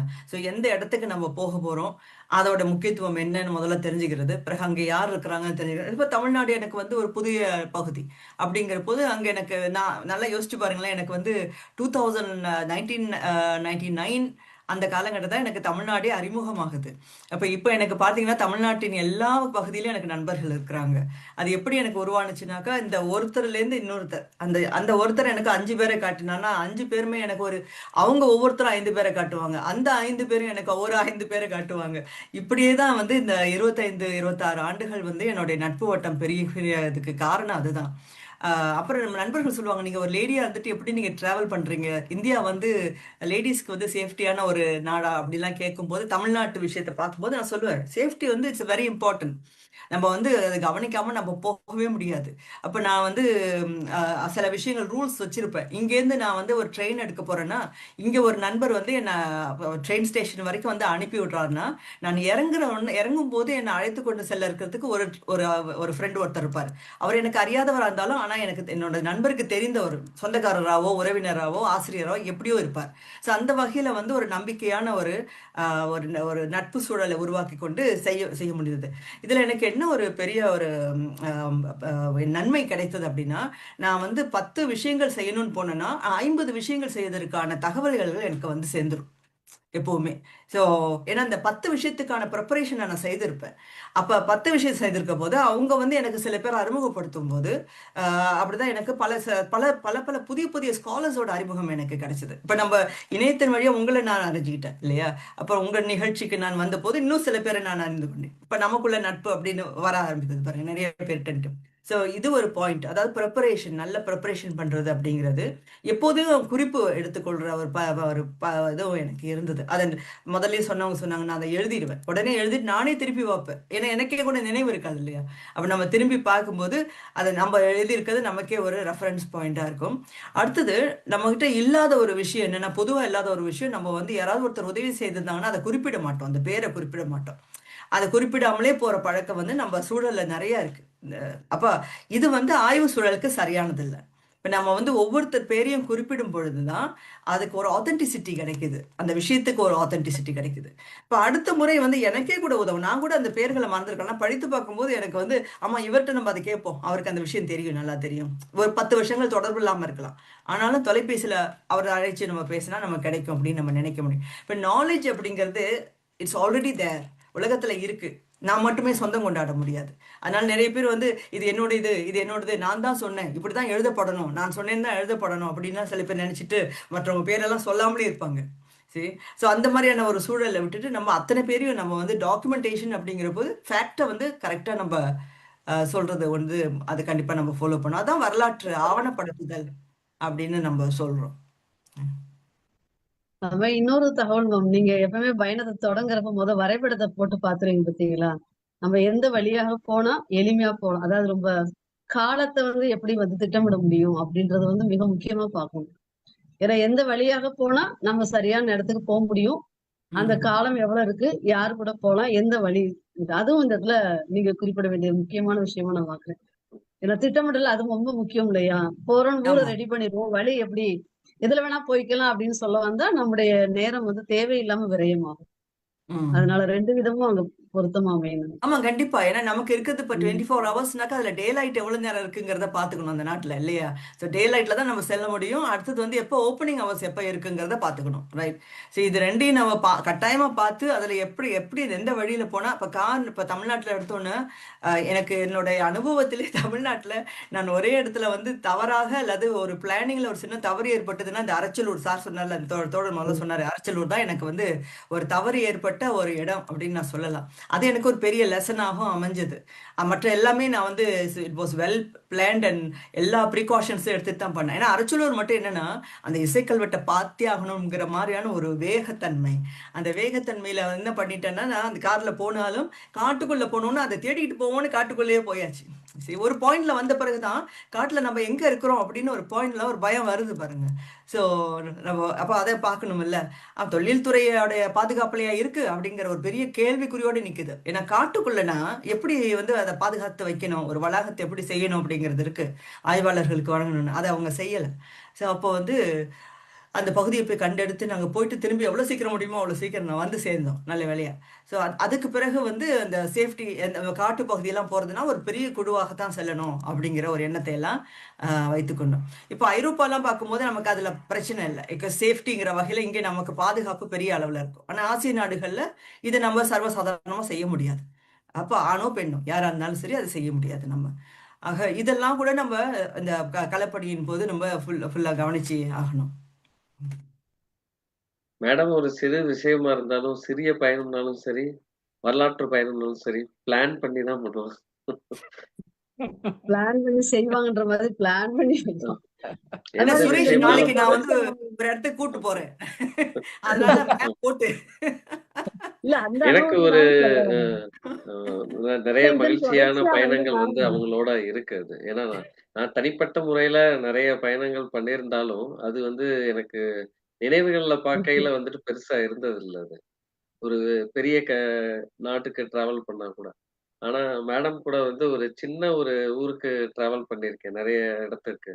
ஆனா அது வந்து பார்த்தீங்கன்னா, ரொம்ப தெளிவா, கரெக்ட்டா அவங்க சொன்ன மாரி வந்துட்டு எல்லா இன்ஃபர்மேஷனும் கலெக்ட் பண்ணிட்டு, அந்த இடங்கள போய் பார்க்கையில நமக்கு ஒரு சின்ன இடமா இருந்தா கூட ஒரு 1/2 நாள் தான் இருக்கும். ஆனா அது கூட ரொம்ப நிறைவா இருக்கும். ஒரு நல்ல விஷயங்கள வந்து கத்துக்கிட்ட ஒரு நிறைவு இருக்கும். இப்ப நம்ம மக்கள் ஒரு 10 வரலாற்று நிமிடம் தான் இப்பதான் அத வந்து ஸ்லோவா அந்த வந்துட்டு நானும் வந்து அது இப்ப இப்ப ஒரு ஊருக்கு போறதுக்கு முன்னாடிலாம் வந்துட்டு விக்கிபீடியால இதுலயும் சில குறிப்புகள்லாம் எடுத்துட்டு போய் பார்க்குற பழக்கத்த ஆரம்பிச்சிருக்கேன். அதாவது இந்த அரச்சலூர் என்ற ஊர்ல அவங்க பார்த்த அந்த இசை கல்வெட்டு அங்க இருக்கிற நேரம் 1/2 மணி நேரம் தான். நம்ம அதிகபட்சம் 1 மணி நேரம் கூட இருக்கலாம். ஆனா அதுக்காக அவங்க திட்டமிடுறதுல இருந்து ஆரம்பிச்சு திரும்பி வர வரைக்கும் பாத்தீங்கன்னா அதுல ஒரு வாரம் போயிடுது. ஆனால் அந்த ஆவணம் அந்த 1 மணி நேரம் பார்க்கிற அந்த ஆவணம் ரொம்ப முக்கியமானது. தமிழ் இசை மரபில் அது வந்து ரொம்ப முக்கியமான ஒரு ஆவணம். அது பதிவு செய்யப்படணும் என்ற ஒரு ஏற்கனவே அவங்க கேள்விப்பட்ட தகவல் அதை புகைப்படத்தோட பதிவு செய்யணும் என்று அவங்க பார்த்தாகணும் முதல்ல. அதை வந்து என்னன்னா பதிவு செய்யறது 2வது விஷயமா பண்றாங்க. இப்படி ஒண்ணு இருக்கு, அதை நான் பார்க்கணும் என்று அவங்க போறாங்கல்ல. அது வந்து என்னடா நம்ம இந்த 1 மணி நேரம் 1/2 மணி நேரம் அதை போய் பார்க்கறதுக்கு ஒரு 10 நிமிஷம் பார்க்கறதுக்காக நம்ம ஒரு 2 3 நாளையோ அல்லது 1 வாரத்தையோ செலவழிக்கணுமா என்று நினைக்காமல் அதை வந்து முயற்சி எடுத்து போறாங்க பாருங்க. இதுதான் ஆய்வாளர்களுக்கு இருக்கிற பெரிய சவால். அதுல வந்து பெண்ணாக இருக்கும்போது இன்னும் அந்த காட்டுக்குள்ள போய் பார்க்கும்போது இன்னும் அவங்க சேஃப்டி வேற இருக்கு. நம்ம ஆண்கள் போறது கூட ஒரு இப்ப இங்க பிரச்சனை இல்லை. ஆனால் பெண்ணாக இருந்து போகும்போது அதுக்கு ஒரு பாதுகாப்போட ஒரு ஆளை தேடி அந்த அவங்களோட கூட கூட்டிட்டு போய், ஆனால் இந்த மாதிரியான களப்பணியாளர்கள் இப்படி சேகரித்து கொடுத்த பல ஆவணங்கள் மூலமாக தான் தமிழ் மரபு பாதுகாக்கப்படுகிறது. அவர்களை நம்ம வந்து பாராட்டணும். இதன் உண்மைதான். தொடர்ச்சியாக மக்கள் வரலாறு தொடர்ச்சியாக இன்னொரு நூலையும் நீங்க எல்லாருமே படிச்சீங்கன்னு சொன்னா பயன்படும் நினைக்கிறேன். வரலாற்று ஆய்வில் களப்பணிகள் சொல்லி மேம் ஒரு நூல் எழுதியிருக்காங்க. அதை படிச்சோம்னா ஒரு இடத்துக்கு போகக்கூடிய சூழல்ல என்னென்னலாம் தயாரிப்பா இருக்கும். இப்ப வாசித்து தெரியறது ஒண்ணு, இன்னொன்னு இதெல்லாம் நீங்க செஞ்சுக்கிட்டீங்கன்னா இன்னும் எளிமையாக்கலான்ற அந்த வழிமுறைகளையும் அந்த நூல்ல அவங்க கொடுத்திருப்பாங்க. வரலாற்று கண்டிப்பா ஆய்வில் களப்பணிகள் அப்படின்ற நூலையும். கண்டிப்பா. நான் அதனாலதான் இந்த கூட்டத்துல பேசுறதுக்கு ஏன் தயங்கினேன்னா, நான் இந்த ஒரு புத்தகத்தை மட்டும்தான் படிச்சிருக்கேன். இங்க இருக்கிறவங்க எல்லாம் எல்லாத்தையும் படிச்சிருப்பீங்களே, உங்கள்ட்ட எப்படி பேசுறதுங்கிற தயக்கம் தான். ஆனாலும் ஏன் தைரியமா இல்லையா? தான் பிரச்சனை பேசுறேன். இல்ல, பிரச்சனை இல்ல. நீங்க சொல்ல சொல்ல தைரியமா அவங்க எல்லாம் பல பேசுறேன். கருத்துக்களை சொல்லுவாங்க. கண்டிப்பா. இல்லையா நீங்க இப்ப முதல் இறைவாணியினுடைய சொன்னீங்க முன்னுரை படிக்கும் போதே தெரிஞ்சது. அவங்க முழுமையா வந்து 97 கட்டுரையும் படிச்சிருக்காங்க. அதுல செலக்ட் பண்ணி 30 முதல் தொகுதிக்கு ஒரு அவங்க 30 முழுமையா தொகுதி படிச்சுட்டு அவங்க அந்த புத்தகத்தோட சந்திரமுகி ஆயிட்டாங்க. அதுக்காண்டியா நீங்க சென்ற ஆண்டு நிகழ்ச்சியில பேசுனீங்களா வெள்ளி விழா நிகழ்ச்சியில அது ஆமா ரொம்ப முக்கியமான கருத்து என்னன்னா வெள்ளி விழா நிகழ்ச்சியில நீங்க உரை நிகழ்த்தீங்களா மக்கள் வரலாறு சொல்லி ஆமா மன்னர்களுக்கு மட்டும்தான் வரலாறு இருக்குமா ஏன் மக்களுக்கு வரலாறு இருக்க கூடாது நீங்க சொல்லி ஆரம்பிச்சீங்க பாத்தீங்களா எனக்கு அது ரொம்ப ஆமா பிடிச்ச விஷயம் உங்ககிட்ட அன்னைக்குதான் உங்களை நேரடியா பண்ணிருக்கேன். நான் சந்திச்சிருக்கேன் ஆனா நீங்க என்னை கூட்டு ஆமா பேசுறீங்க நீங்களாவே அப்பதான் நீங்க தான் நானும் தெரிஞ்சுக்கிட்டேன் ஆனா எடுத்தோன்னே நீங்க ஆரம்பிச்ச முதல் தகவல் மன்னர்களுக்கு மட்டும் வரலாறு இல்ல மக்களுக்கு அது இருக்கு அதான் முக்கியத்துவம்ன்றத பதிவு செஞ்சுட்டு தான் நீங்க ஆரம்பிச்சீங்க அது இன்னைக்கு என்னுடைய நீங்க 2 கட்டுரைகள்ல வரும் அந்த வாக்கியம். எதுல வரும்? என்னுடைய அந்த இந்த 3 தொகுப்புல ஒரு 3 4 கட்டுரைகளையாவது வரும் அந்த வார்த்தை.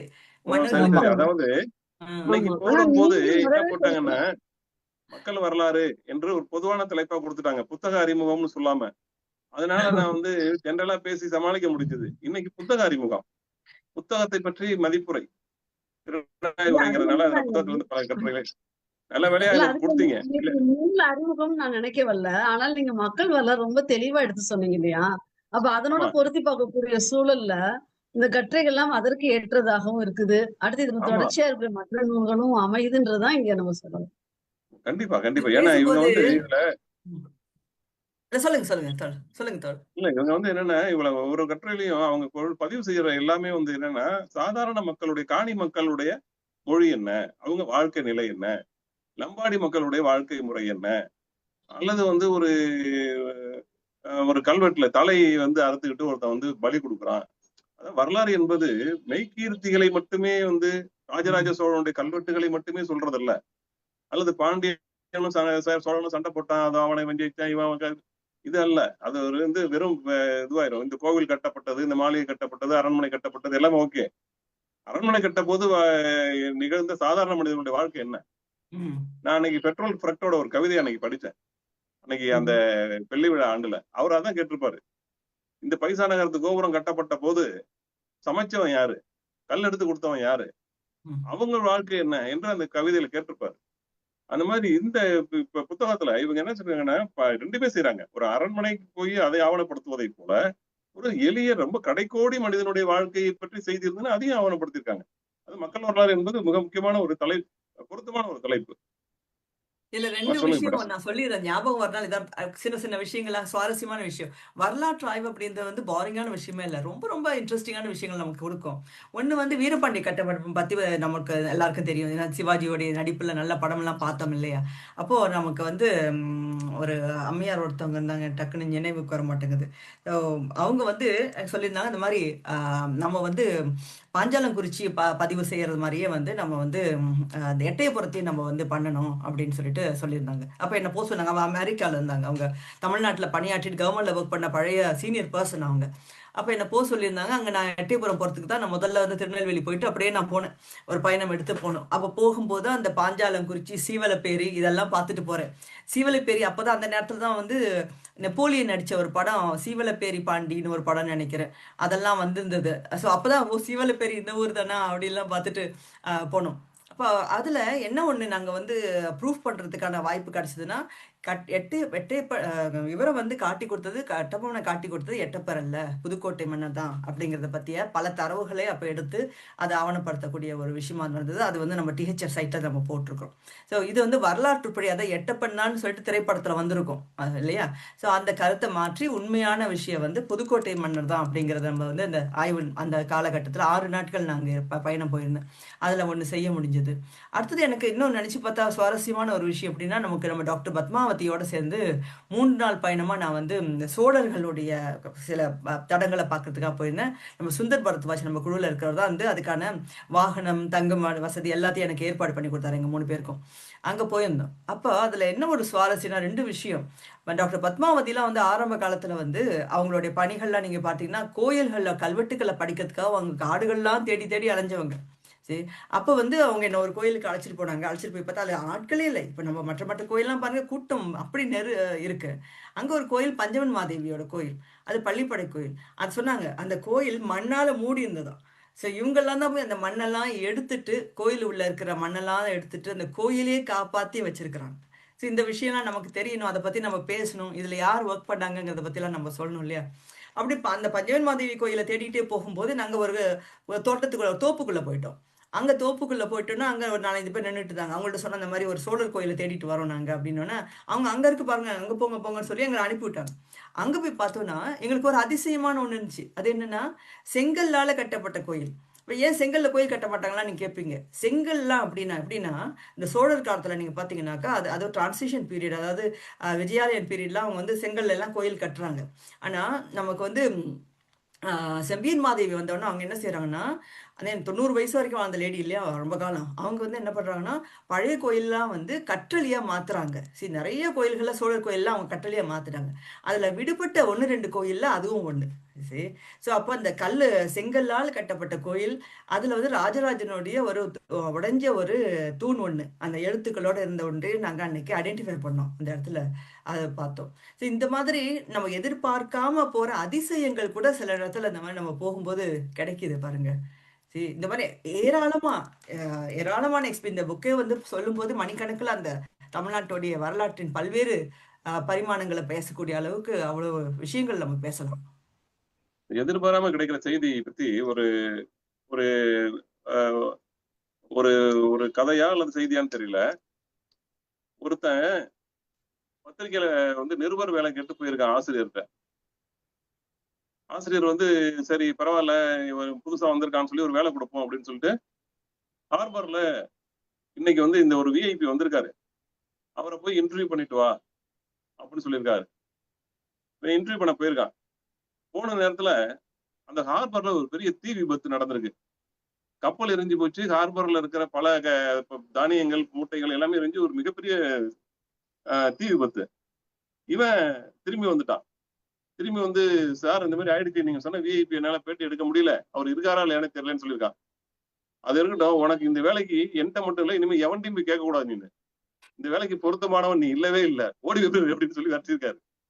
ஏன் அப்படின்னா, உனக்கு கொடுத்த வேலை ரொம்ப சின்ன வேலை, ஒருத்தரை போய் விஐபி பேட்டி எடுக்கிறது. ஆனா அங்க நடந்தது மாபெரும் விஷயம் நடந்திருக்கு, ஒரு தீ விபத்து. அதை நீ ஆவணப்படுத்தாம, அதை பற்றி செய்தியை கொண்டு வராம, நான் கொடுக்கிற வேலையை செய்ய முடியலன்னு திரும்பி வந்திருக்கேன் அப்படின்னு சொல்லி அவன் பத்திரிகை துறைக்கு தகுதியான ஆள் இல்லைன்னு அவனை விரட்டி விட்டுட்டாருன்னு ஒரு செய்தி படிச்சிருக்கேன். ஆகவே நம்ம போகும்போது பார்க்க போறது ஒரு சாதாரண விஷயமா இருக்கலாம், ஆனால் அங்க எதிர்பாராமல் கிடைக்கிறது இது போல. ராஜராஜன் காலத்துல இருக்கிற கோவில்களை எல்லாம் வந்து அவன் கற்றளியா மாத்திட்டான். 1-2 விட்டு போயிடுச்சு, அது இன்னும் ஒண்ணு மிச்சம் இருக்கு, ஒண்ணு அதுல நாங்க பார்த்தோம் என்று பதிவு பண்றதுதான் ரொம்ப முக்கியம். ஆமா. அதே மாதிரி இந்த ஆனைமங்கலம், நம்ம ஆனைமங்கலம் செப்பேடுகள் பேசுறோமே, ஆனைமங்கலம் கிராமத்துக்கு போனா அங்கேயும் கற்றளி இல்லாம செங்கல் கோயிலா தான் அது நிக்குது.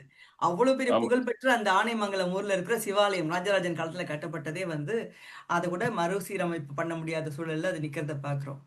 நிறைய நிறைய விஷயங்கள் கூட பெருசா இருக்காது. இல்ல அந்த செங்கல் கூட இப்போ உள்ள வடிவமா இல்லாம, என்னமா இல்ல அந்த செங்கல் கூட ஆனைமங்கலத்துக்கு மேம் எங்களே கூட்டு போயிருந்தாங்க. அந்த செங்கல் கூட இப்ப உள்ள வடிவமா இருக்காது, சின்ன சின்னதா எப்படி செருகி பண்ணிருக்காங்கன்றது ஒரு கட்டடக்கலைக்கு வந்து ரொம்ப நுட்பமா இருக்கும். அந்த சரி சின்ன சின்ன செங்கலா தான் இருக்கும், ஆனா ரொம்ப பெருசாவும் இருக்காது. அகலத்துல பார்த்தோம்னா எவ்வளவு பெருசு நம்மளுக்கு இருக்கல யூஸ்வலி, அது இல்லாம இப்படி சின்னதா சின்ன சின்ன வடிவங்கள்ல நம்ம பாத்திருக்கேன். அதாவது நான் கும்பகோணத்தை சேர்ந்தவங்கிறதுனால தஞ்சாவூர் கும்பகோணம் எல்லாமே அடிக்கடி போகிற ஒரு வாய்ப்பு இருக்கு. அதை சுத்தி இருக்கிற கோவில்களுக்கு எல்லாம் போயிருக்கேன். நான் குடியிருந்த கும்பேஸ்வரர் திருமஞ்சன வீதி என்பது வந்து நான் கும்பகோணத்துல குடியிருந்த வீதி. அந்த வீதிக்கு பக்கத்துல இருக்கிற ஒரு தெருவோட பெயர் வந்து அரண்மனைக்கார தெரு. அப்ப அந்த அரண்மனைக்கார தெரு என்பது எப்படி வந்திருக்கும்? சோழர்கள் காலத்துல இருந்து அங்க நம்ம வந்து கல்கியினுடைய பொன்னியின் செல்வன் படிக்கும் போது அங்க ஜோதிடம் பார்ப்பதற்காக, கும்பகோணம் ஜோதிடரை பார்ப்பதற்காக அங்கிருந்து நந்தினியோ அல்லது வந்து அந்த வானதியோ புறப்பட்டு வந்தாங்க அப்படின்னு ஒரு கதையில இப்ப செய்தி படிப்போம். இப்ப இந்த கும்பகோணத்துல கூட அரண்மனை தொடர்பானவர்கள் இருந்திருக்காங்க, அரண்மனைக்காரர்கள் இங்க கொஞ்சம் பேர் இருந்திருக்காங்க. அவங்களுக்கு குடியிருந்த தெரு தான் இந்த அரண்மனைக்கார தெரு. இப்ப இவங்க புத்தகத்தை படிச்சுட்டு நான் எனக்கு அந்த இதெல்லாம் தோணுது, அரண்மனைக்கார தெருவை நம்ம பதிவு பண்ணாம விட்டுட்டோமே. இப்ப போனா அடுத்த மாதிரி போகும்போது அரண்மனைக்கார தெருவுல ஏதேனும் அரண்மனை மிச்சங்கள் ஏதாவது இருக்கா? ஏன்னா நிறைய கோவில்கள் இருக்கு. நீங்க சொன்ன சின்ன சின்ன செங்கல்லாம் நான் பார்த்திருக்கேன் பழைய கோவில்கள்ல.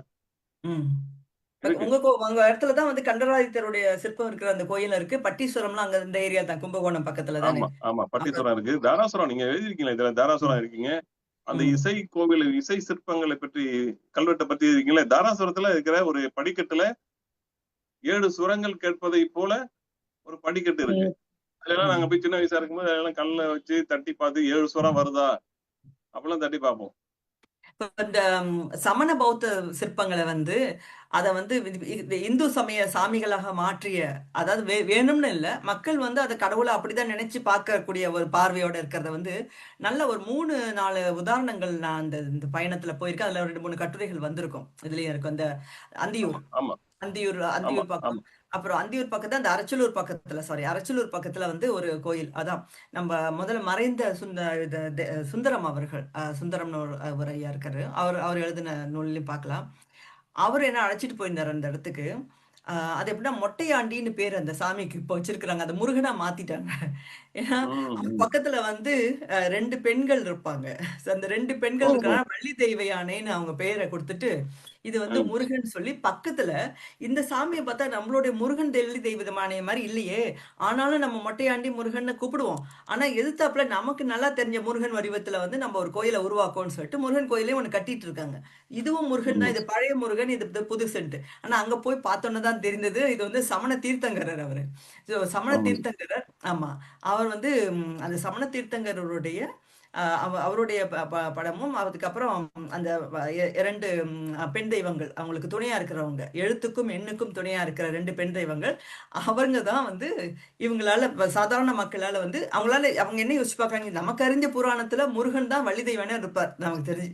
ஸோ இவர் வள்ளி தெய்வனே தான் சொல்லிட்டு அவர் மொட்டையா அந்த தலையெல்லாம் கிரீடத்தெல்லாம் வச்சு அவருக்கு சட்டையெல்லாம் போட்டு அழகு பண்ணி வச்சிருந்தாங்க. அப்புறம் நாங்க போய் அதை ஆய்வு செய்துட்டு வந்து அதை பத்திய ஒரு கட்டுரை இதெல்லாம் வந்திருக்கோம்.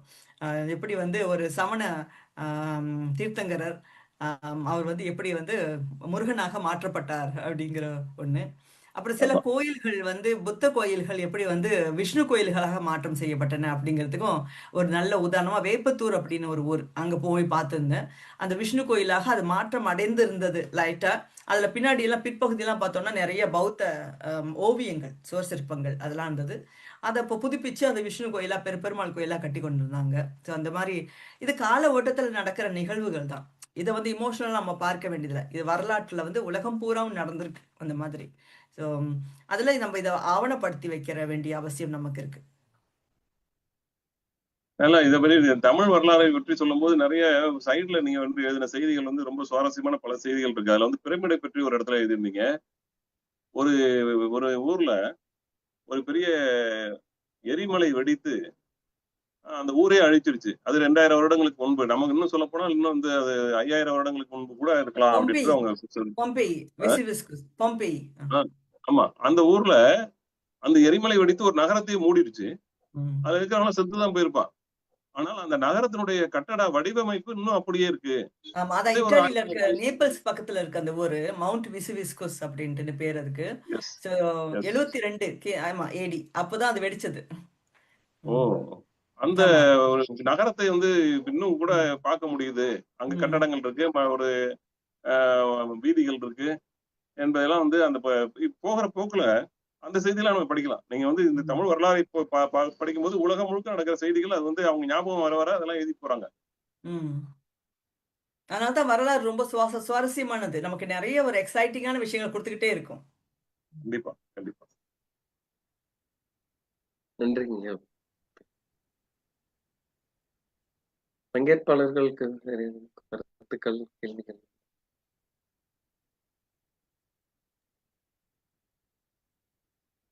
வணக்கம். ஹலோ, வணக்கம் மேடம். வணக்கம். என்னுடைய பேரு சண்முகப்பிரியா. ஒரு பேசுங்கப்பா. ஓகே. என்னோட பேரு சண்முகப்பிரியா. சுலேகா மேம் மூலமா அறிமுகமானவள் நான். என்னுடைய நல்ல தோழி அவங்க. ஆனா இந்த தமிழ் மரபு அறக்கட்டளைக்கு ரொம்ப புதிய முகம் நான். நிறைய முறை என்னை வந்து அழைச்சிருக்காங்க. பட் என்னால வர முடியாத சூழ்நிலை இருந்தது. ஆனா இன்னைக்கு நீங்க சொன்ன ஒரு வார்த்தை, அந்த ஒரு நாளைக்கு ஒரு பெண்ணானவள் தனக்காக 1 மணி நேரம் ஒதுக்கணும் அப்படின்றப்போ ரொம்ப பயனுள்ள வகையில அந்த நேரத்தை நான் ஒதுக்கணும்ன்றதுல இது ஒரு விஷயமா நான் இன்னைக்கு எடுத்துக்கிட்டேன். மிகப்பெரிய விஷயமா எடுத்துக்கிட்டேன். இதை இன்னும் நிறைய பேர் கொண்டு போய் சேர்ப்பேன். அதாவது 1 மணி நேரம் எனக்காக எடுக்கணும்னா அதை போன் நோன்றதுக்கோ மற்றதுக்கோ எல்லாம் பயன்படுத்தக்கூடாது. ஒரு பயனுள்ள வகையில என்னோட அறிவை வளர்த்துக்கிறதுக்கும் நான் 4 பேருக்கு நல்ல விஷயங்களை சொல்றதுக்கும் ஒரு தகுதியானவளை என்னை மாத்திக்கணும்ன்றதுக்காக ஒரு நல்ல ஒரு குறிப்பை எடுத்துக்கிட்டேன். அதே மாதிரி ஆனந்தம், தித்திக்குது அந்த மாதிரி படங்களை கொடுத்த ஒரு பிருந்தா சாரதி சார் இன்னைக்கு சந்திக்கிறதுக்கு ஒரு நல்ல வாய்ப்பு கிடைச்சது. மிகப்பெரிய தமிழ் ஆளுமை சுபாஷினி மேம சந்திக்கிற வாய்ப்பு கிடைச்சது. நிறைய தமிழ் ஆர்வலர்கள், தமிழ் ஆளுமைகள் கூட சந்திக்கிற வாய்ப்பு இன்னைக்கு கிடைச்சது. மிகப்பெரிய வரமா என்ன கருதுறதுனால இன்னைக்கு நிறைய விஷயங்கள் வந்து நீங்க 2 பேரும் போட்டி போட்டு பேசுறீங்க. சார் ஆரம்பிக்கிறாரு, ஆஹா அவர் ஆரம்பிக்கிறாரு, எவ்வளவு விஷயம் நான் நோட் பண்ணிக்கிட்டே வந்துட்டு இருக்கேன். ஒரு பெரிய டைரியோட எடுத்து வச்சு முதல்ல சாதாரணமா தான் நான் வந்து உட்கார்ந்தேன். பட் நீங்க பேசுறதெல்லாம் கேட்கிறப்போ இது எவ்வளவு பெரிய விஷயம், நம்ம சாதாரணமா கேட்டுட்டு இருக்கோமே உடனே ஓடி போய் எடுத்துட்டு வந்து நோட் எடுத்துட்டு உட்காந்துட்டேன். இவங்க சொல்ல பிருந்தா சார் சொல்றாங்க, அதுக்கு அப்படியே நீங்க வந்து புள்ளி விவரத்தோட இந்த இப்ப கூட வருஷம் சொன்னீங்க பாருங்க, 72 AD இத்தாலியில நடந்துச்சுன்னு. ஐயோ அப்பா, உண்மையிலேயே பெரிய விஷயம். எப்படி இப்படி ஃபிங்கர் டிப்ல வச்சு ஒவ்வொரு விஷயத்தையும் ஒவ்வொரு ஊருக்கு போன விஷயங்களையும் ஞாபகம் வச்சு பேசுறீங்கன்றது மிகப்பெரிய ஆச்சரியமா இருக்கு. ஒரு நல்ல சந்திப்பு இது. சில விஷயங்கள் மட்டும் நான் சொல்லிக்கிறேன். அந்த அரிச்சலூர் இசைக்கல்வெட்டு பத்தி பேசுனீங்க. இந்த காட்டுக்குள்ள போறது, அதை வந்து நான் முன் தயாரிப்பு இல்லாம போயிட்டேன் அப்படின்றது. அந்த ஒரு விஷயம் உங்களுக்கு மட்டும் இல்ல, ஒவ்வொரு விஷயத்திலையும் நாங்க கடைபிடிக்க வேண்டிய விஷயம். அது சின்னதா தான் நீங்க சொன்னீங்க. இப்போ யோசிக்கிறோம் எங்க போனாலும் எப்படி ஒரு கரெக்டா பிளான் பண்ணணும்னு. சுரேஷ் சார் சொன்னாங்க, இசைவாணி மேம் சொன்னாங்க, இறைவாணி மேம் சொன்னாங்க, எதை பண்ணாலும் பிளான் பண்ணி பண்ணணும்னு. அது சினிமாக்கு ஒரு நகைச்சுவைக்காக இல்லாம இந்த மாதிரி ஒரு மிகப்பெரிய வேலை செய்யறப்போ அதுக்கு எவ்வளவு பெரிய திட்டமிடல் வேணும். இது வந்து நீங்க ஒரு ஆவணப்படுத்துற விஷயம். இது பின்னாடி வந்து நம்மளுடைய வரலாறு பேசும். அந்த தஞ்சாவூர் கல்வெட்டு முன்னாடி வெட்டி வச்சுட்டு உட்காந்துக்கோன்னு சினிமா டைலாக் மாதிரியே தான் இது மிகப்பெரிய விஷயம். அதை வந்து நம்ம எவ்வளோ திட்டமிடலோட போகணுன்றதுக்கு ஒரு நல்ல உதாரணம் இந்த நீங்க அரிச்சலூர் இசைக்கல்வெட்டு பத்தி சொன்னது, காட்டுக்குள்ள போய் மாட்டிக்கிட்டோம் அப்படின்னு. அந்த இடத்துல நீங்க என்ன மாதிரி நிலைமையில இருப்பீங்கன்றத வந்து என்னால அந்த இடத்துல உணர முடிஞ்சுச்சு. எவ்வளவு பயத்தோட இருந்திருப்பீங்க, எவ்வளவு படபடப்போட இருந்திருப்பீங்க அப்படின்னு உங்களோட பேச்சுல வந்து ரொம்ப என்னால அப்படி அந்த உணர்வை வந்து எனக்குள்ளேயே கொண்டு வர முடிஞ்சுது. எவ்வளவு பயந்து போய் அந்த இடத்துல நின்றுருப்பீங்க அப்படின்ட்டு. இது மற்ற நேரங்கள்ல நடக்கக்கூடாதுன்றதுக்கான ஒரு பெரிய முன்னெடுப்பு வச்சிருப்பீங்க அடுத்தடுத்த விஷயங்கள்ல. இது எல்லாருக்குமே தேவைப்படக்கூடிய விஷயம். நல்லா இருந்தது அந்த விஷயமும்.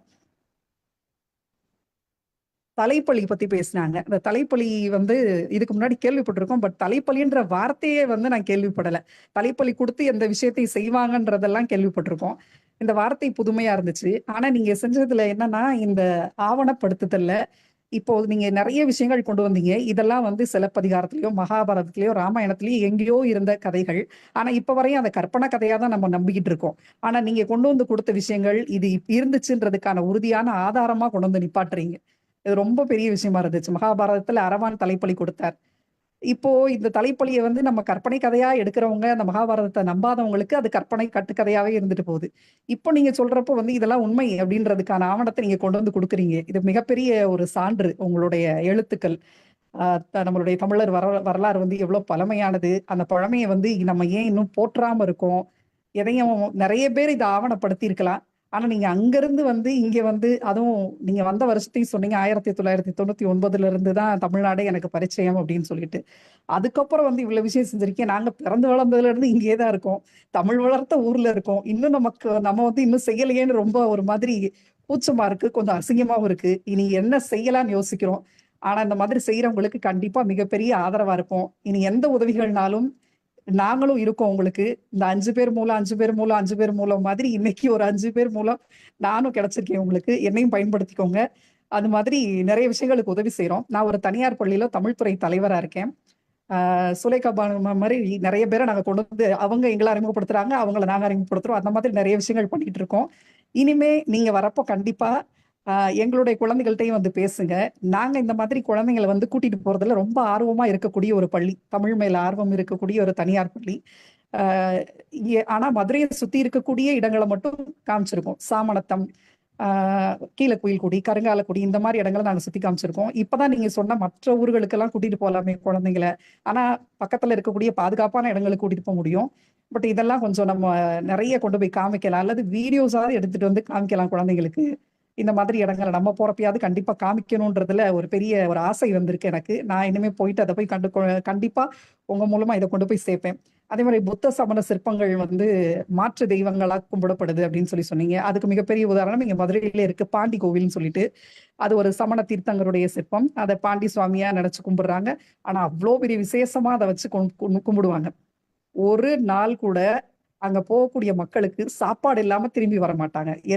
எல்லா நாளும் கறி சாப்பாடு கிடைக்கும். நீங்க தெரிஞ்சவங்க தெரியாதவங்க அதெல்லாம் கிடையாது. யாராலும் போய் கறி விருந்து சாப்பிட்டு வரலாம். அப்படி ஒரு தெய்வமா மாற்றி கும்பிடப்படுறாங்க. ஆனா யாரா இருக்கட்டும், அவங்களுடைய தியானம் வந்து அங்க போய் ஒருநிலைப்படுது. அந்த என்ன பேர்ல வேணாலும் கும்பிட்டுட்டு போட்டோம்.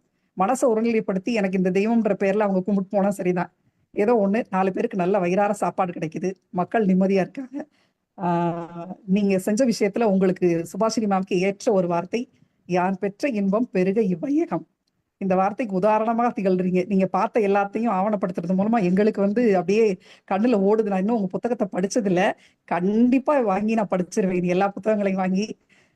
சார் ரொம்ப எளிமையா சொல்றாரு. இந்த புத்தகத்தை சொல்றதுக்கு நான் தகுதி எனக்கு கொடுத்திருக்கீங்களே, இதெல்லாம் நான் சொல்லுவேனா அப்படின்னு. சார் உங்களை மிஞ்சி வேற யாரும் இதை சொல்லவே முடியாது. நீங்க ஏகப்பட்ட விஷயங்கள் உங்களுக்குள்ள வச்சிருக்கீங்க. ஆனா ரொம்ப எளிமையா உங்களை வந்து எளிமைப்படுத்திட்டு நீங்க எங்கிட்ட பேசியிருக்கீங்க. ரொம்ப நல்லா சொன்னீங்க சார். உங்களுக்கு நேரமின்மை காரணமா நீங்க சுருக்கி சொல்லிட்டீங்களோ நீங்க நினைச்சீங்களான்னு எனக்கு தெரியல. ஆனா ரொம்ப அருமையா சொன்னீங்க. நிறைய நோட் பண்ணி வச்சு நீங்க சொன்ன விஷயங்கள் எங்களுக்கு நல்லா புரிஞ்சுது. இருக்கிறது 10 பேர்னாலும் இன்னும் ஒரு 10 பேருக்கு நாங்க கொண்டு போய் சேர்ப்போம் இந்த விஷயங்களை. நிறைய தெரிஞ்சுக்கிட்டேன் சார். நன்றிங்க சார், வாய்ப்புக்கு நன்றி. சுபாஷினி மேம் நன்றி மேம். நன்றி சுரேஷ் சார். நன்றி சார். சுலேகா மேம் நன்றி மேம். உங்களுடைய பேச்சு ரொம்ப அருமையா இருந்தது. இங்க இருக்கிற 10 பேரை மட்டும் பார்த்து பேசல. நான் வந்து இந்த வீடியோவில் பேசும்போது இதை எதிர்காலத்தில் பார்க்க போகிற ஏராளமானவர்களுக்கும் சேர்த்துதான் பேசுறேன். இது வந்து நம்ம வீடியோல பதிவு ஒரு ஆவணம் தானே. நம்ம வந்து வீடியோல யூடியூப்ல போட்டுருவோம். எதிர்காலத்துல யாரோ ஒவ்வொருத்தரா பார்ப்பாங்க, தேவைப்படுகிறவர்கள் பார்ப்பாங்க. அவங்க வந்து அதனால வந்து நம்ம இதை வந்து நம்ம இங்க 5 பேர் இருக்காங்க, இந்த இலக்கியம் இதுல ஈடுபடும் போது நம்ம வந்து கவனிக்க வேண்டிய விஷயம், இந்த கூட்டத்தை பத்தி கவலையப்படக்கூடாது. கண்டிப்பா கண்டிப்பா. சண்முக பிரியா, உங்களுக்கு வந்து நான் லிங்க் போட்டிருக்கேன். புத்தகத்தை வாங்க, தமிழ் மரபு அறக்கட்டளை புத்தகத்தை வாங்க, சேட்ல பாருங்களேன். லிங்கை கிளிக் பண்ணீங்கன்னா நான் தனியா உங்களுக்கு சாட்ல அனுப்பிச்சு விடுறேன்ப்பா. காமன் ஃபோக் சாட்டே அனுப்பிச்சு விடுறேன் நானு. அதையும் பாத்துக்கோங்க. அடுத்தது நான் இந்த வாய்ப்பை பயன்படுத்தி கொண்டு நான் என்ன பண்ணலாம்னா, உங்களுக்கு வந்து நம்மளுடைய சைட்டை வந்து காட்டலாம் அப்படின்னு நினைக்கிறேன். கொஞ்சம் இருங்க பாக்குறேன். ஏன்னா நீங்க வந்து சொன்னீங்க மாணவர்களுக்கு நம்ம வந்து செய்யணும்னு சொன்னீங்க இல்லையா? சோ இப்ப வந்து இது வந்து நீங்க அதான் பாண்டிமோனிக்கெல்லாம் நானும் சாந்தலிங்கம் சாரும் போய் ரிசர்ச் பண்ணியிருக்கிறோம். அது ரொம்பவும் சென்சிட்டிவான ஒரு பிளேஸ் அது ஆக்சுவலி. தனியார் இது மாதிரி இருக்குப்பா. சரி, இது வந்து பாத்தீங்கன்னா இதான் நம்மளோட வலைப்பக்கம். சரிங்களா? தமிழ் மரபு அறக்கட்டளை வலைப்பக்கம் இது.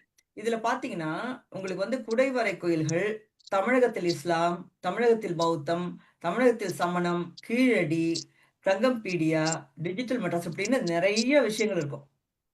சரிங்களா? சோ அப்புறம் இதுல வந்து பாத்தீங்கன்னா தமிழ் மரபு அறக்கட்டளை நியூஸ் பேஜ் இங்க இருக்கும். கிளிக் பண்ணீங்கன்னா நியூஸ் பேஜுக்கு போயிடுவீங்க. சோ இங்க போனீங்கன்னா திணை காலாண்டிதழ் இங்க வந்துரும். அப்போ வந்து இதுல நீங்க இதெல்லாம் தமிழா சேனல் இங்க இருக்கு. இப்படியே நீங்க பாத்தீங்கன்னாக்கா நம்மளோட முக்கியமான சில வீடியோக்கள்லாம் இங்க நீங்க சிலதை பார்க்கலாம். அப்போ இங்க பாத்தீங்கன்னா நம்மளுடைய லேட்டஸ்ட் வீடியோ இப்ப என்னுடைய பிரசன்டேஷன்ஸ் அப்படின்னு இங்க இருக்கும். ஸோ இதை நீங்க நம்ம THF உடைய எக்ஸிக்யூட்டிவ் கமிட்டி இந்த மாதிரி டீட்டெயில பார்க்கலாம். இப்போ நான் உங்களுக்கு எதை காட்ட விரும்புனேன்னா, இப்போ உதாரணமா இதுல நீங்க ஒவ்வொன்றும் எடுத்தீங்கன்னா ஒவ்வொன்றும் உங்களுக்கு தனி பக்கங்கள். இப்போ உதாரணமா நீங்க வந்து சொன்னீங்க கீழ்குயில்குடி, அப்புறம் வந்து அரிட்டாப்பட்டி அப்படிலாம், ரைட்டா? ஸோ இப்போ அது ஒவ்வொன்றுமே இங்க நீங்க பார்க்கலாம். ஒரு வட்டாரம் எடுத்துட்டு நீங்க வந்து செஞ்சி, திருவண்ணாமலை, மதுரை, இப்படி நீங்க மதுரையை பத்தி மாணவர்கள் காட்டணும்னா நீங்க மதுரையில போனீங்கன்னாக்கா மதுரையில இருக்கிற பழங்கால குறியீடுகள் இந்த மாதிரி பார்ப்பீங்க. நீங்க நிறைய இன்ஃபர்மேஷன் நீங்க பார்ப்பீங்க. சமணமலை இதுல இல்லாததை நீங்க எனக்கு சொல்லுங்க. அப்ப நெக்ஸ்ட் டைம் வந்து பார்ப்போம். ஏன்னா அவ்வளவு பதிவுகளை பண்ணி வச்சாச்சு. நிறைய இந்த மாங்குளம்ல இருந்து கீழே நிறைய விஷயங்கள் இருக்கும். நீங்க பாருங்க, இதுல தேடி பாருங்க. இது அதே போல வந்து நமக்கு நீங்க அடுத்த இப்போ சமணம் பார்த்தோம். இப்ப நம்ம வந்து வேற என்ன சைட் இந்த மாதிரி வேற சைட் நீங்க பார்க்கணும்னாக்கா அதே மாதிரி ஐரோப்பிய தமிழ் ஆய்வுகள், இலங்கை தமிழ் மரபுகள். உதாரணம் இலங்கை தமிழ் மரபுகள் பத்தி நீங்க அந்த ஆய்வுகளை பார்க்கணும்னு நினைச்சீங்கன்னா அதுல இலங்கையில நம்ம செய்த ஆய்வு பணிகள் அது எல்லாமே இதுக்குள்ள வரும். அதாவதுமா இந்த லாஸ்ட் 25 ஆண்டுகள்ல நம்ம செய்திருக்கிறது ஒரு பல்கலைக்கழகத்துக்கு மேல செய்திருக்கோம். அவ்வளவு இருக்கு. ஆனா அந்த தமிழ் சமூகம் இதுல அவ்வளவு ஆர்வம் இன்னும் காட்டுறதுக்குன்னு வரலை. ஒவ்வொரு முறையும் வந்துட்டு ஏன்னா அவங்களுக்கு வந்து பல்வேறு விதமான டைவர்ஷன் இருக்கிறதுனால வந்து இதுக்குள்ள ஒரு ஆர்வம் இன்னும் அவங்க முழுமையா வரல. ஆனா இருக்கிறவர்கள், ஆர்வம் உள்ளவர்கள், நீங்க மாணவர்கள்ட்ட அது ஆசிரியர்களா இருக்கவங்க கொண்டு போய் சேர்க்க வேண்டிய பணி நம்ம கிட்ட இருக்கு இல்லையா? இப்போ வந்து சண்முகப்பிரியா நீங்க என்ன பண்ணுங்கன்னா உங்க என்ன வந்து சுலேகா பண்ணவங்கள்ட்ட கொடுத்துட்டு நீங்க இந்த மதுரை குழு அப்படி இல்லாட்டி மற்ற குழுவுல வந்து இணைந்து கொண்டு நமக்கு வந்து நேற்று நம்ம செயற்குழு மீட்டிங் கூட நடத்தணும். அதுல ஏதாவது ஒரு குழு நீங்க வந்து அதுல பணியாற்றலாம். நமக்கு வந்து ஆவணப்படுத்தல் குழு இருக்கு, சுவலி குழு இருக்கு, பல்வேறு வகையில குழுக்கள் இருக்கின்றன, மரபு பயண குழு அப்படிலாம் இருக்கு. அதுல ஏதாவது ஒன்றுல நம்ம ஈடுபட்டு கொண்டு நம்ம வந்து என்கேஜ் பண்ணிக்கலாம். அதன் மூலமா நமக்கு கற்றல் தான் அதிகமா இருக்கு. இப்ப என்ன கேட்டா தமிழ் மரபு அறக்கட்டளை குழுவுல பணியாற்ற ஒவ்வொருவருமே வந்து ஏதோ ஒரு வகையில் அவங்க வந்து தங்களுடைய நேரத்தை இழந்ததா இருக்காது. இப்போ பாத்தீங்கன்னா இறைவாணியும் பாப்பாவும் இப்ப வந்து அவங்க நூல்கள்லாம் எழுதிட்டாங்க. சரி, ஸோ அந்த அளவுக்கு அவங்களுக்கோட அனுபவம் வந்து விட்டது.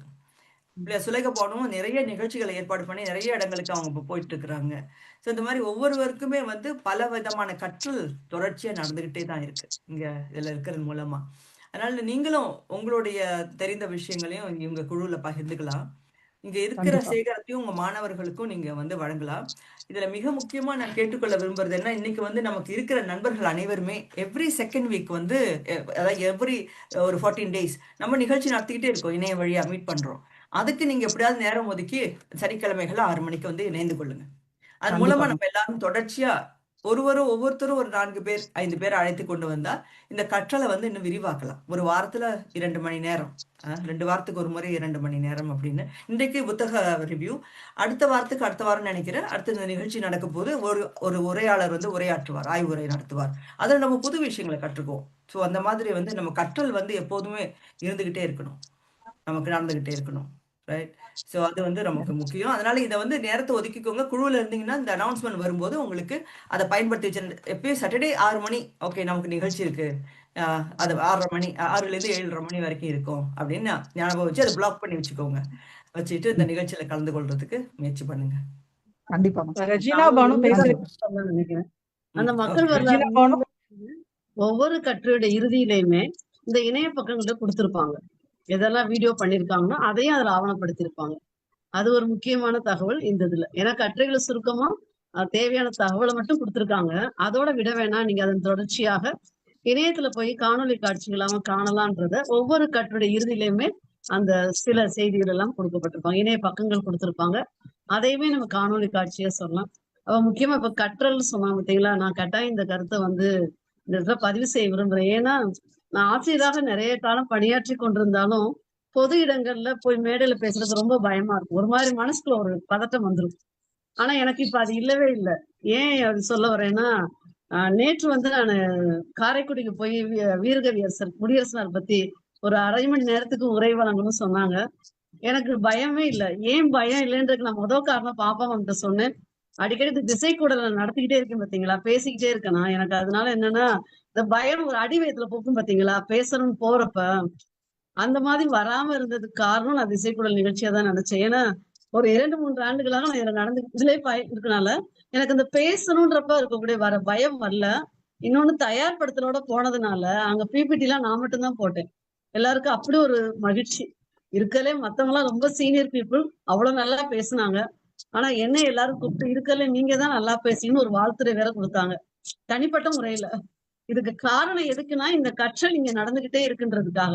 நான் நல்லா பேசுறேனா பேசலையான்றது விஷயமே இல்லை. ஆனா நான் கற்றுக்கொண்டே இருக்கின்றேன். அந்த கற்றல் எனக்கு பயன்பட்டது அப்படின்ற விஷயத்த இங்க சொல்ல வரலாம்.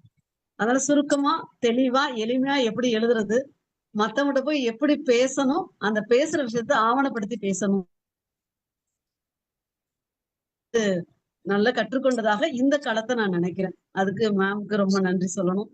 தொடர்ந்து வாய்ப்பு வழங்கிட்டே இருக்கிறாங்க. நாங்கெல்லாம் இணைஞ்சு பணியாற்றிக்கிட்டே இருக்கோம். இன்னும் நிறைய பேர் இணைஞ்சா இன்னும் நல்லா இருக்கும். அவ்வளவுதான். அம்மா வணக்கம். நான் ரெஜினா பானு பேசலாமா? பேசுங்க. பேசுங்கப்பா, பேசுங்க ரெஜினா. வீடியோ தமிழ் ஆன் மரபா பண்றதா ஆன் பண்ணிக்கோங்க. இல்ல இருக்கட்டும் மேடம். சரிப்பா. தமிழ் மரபு அறக்கட்டளை பன்னாட்டு அமைப்பு மதுரை கிளை வழங்கும் நூல் திறனாய்வு நிகழ்ச்சி இலக்கிய கூடல் 7ல வந்து உங்களை எல்லாம் சந்திக்கிறதுல நான் ரொம்ப மகிழ்ச்சி அடைகிறேன். முனைவர் அம்மா வந்து சுபாஷினி அவர்களின் மக்கள் வரலாறு தொடக்கமும் தொடர்ச்சியுள்ள கற்றை வந்து உண்மையிலே வந்து நான் இன்னும் படிக்கல. ஆனா கற்றலில் கேட்டலே நன்று அப்படிங்கிற மாதிரி சான்றோர்கள் ஆண்டோர்கள் இருக்கிற இந்த சபை கூட்டத்துல வந்து நான் வந்து இதை நல்லா படிச்சுட்டு திறனை செய்யறதுல கலந்துக்கலான்னு இருந்தேன். இருந்தாலும் நம்ம அன்பு கட்டளையா சுலேகா அம்மா வந்து என்னை அழைச்சாங்க, அதனாலதான் நான் வந்தேன்.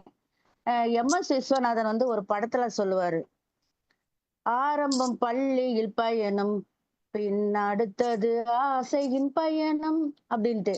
அது மாதிரி ஒரு பெண் வந்து ஒரு பயணத்துல ஏற்படும் இடர்பாடுகளை வந்து எவ்வளவு சிக்கலானது, அவங்க தனித்திருந்து எப்படிலாம் சமாளிச்சாங்க அப்படிங்கிறத முனைவர் சுபாஷினி அம்மா சொன்னாங்க. அதே மாதிரி நூல் திறனாய்வு செய்த பிருந்தா சாரதி அவங்க ஐயாவை வந்து நான் பார்த்தது கிடையாது. இன்னைக்கு தான் வந்து நான் முதலா வந்து நான் பாக்குறேன். அவர்களுக்கு எனது நன்றியும் வணக்கமும். இனி அடுத்தடுத்து திறனாய்வுல வந்து என்னால முடிந்த கருத்துக்களை நான் கூறி நானும் கலந்துக்குவேங்கிறத இங்க பதிவு செய்யறேன். வந்து இதுதான் நான் தான் இது. இந்த ஆகஸ்ட் மாசம் நம்ம ஜூலை மாசம் மண்ணா இருந்தவங்க இவங்கதான். இவங்கதான் நம்ம அவார்டுல ஏதோ இருக்கு, தாமுசகல அவார்டுன்னு சொல்றதுனால மாறி போனவங்க.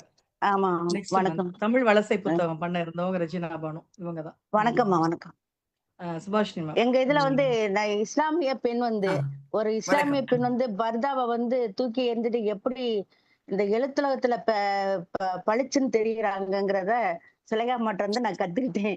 அவங்க பல கட்டுப்பாடுகளுக்கு மத்தியில இந்த எழுத்த வந்து ஒரு ஆர்வமா செஞ்சு அழகா பண்றாங்க. அவங்கதான் என்னுடைய ஒரு சொல்லப்போனா அவங்களுடைய ரசிகர் நானு. ரொம்ப நன்றிம்மா, கலந்துகிட்டதுக்கு ரொம்ப நன்றி.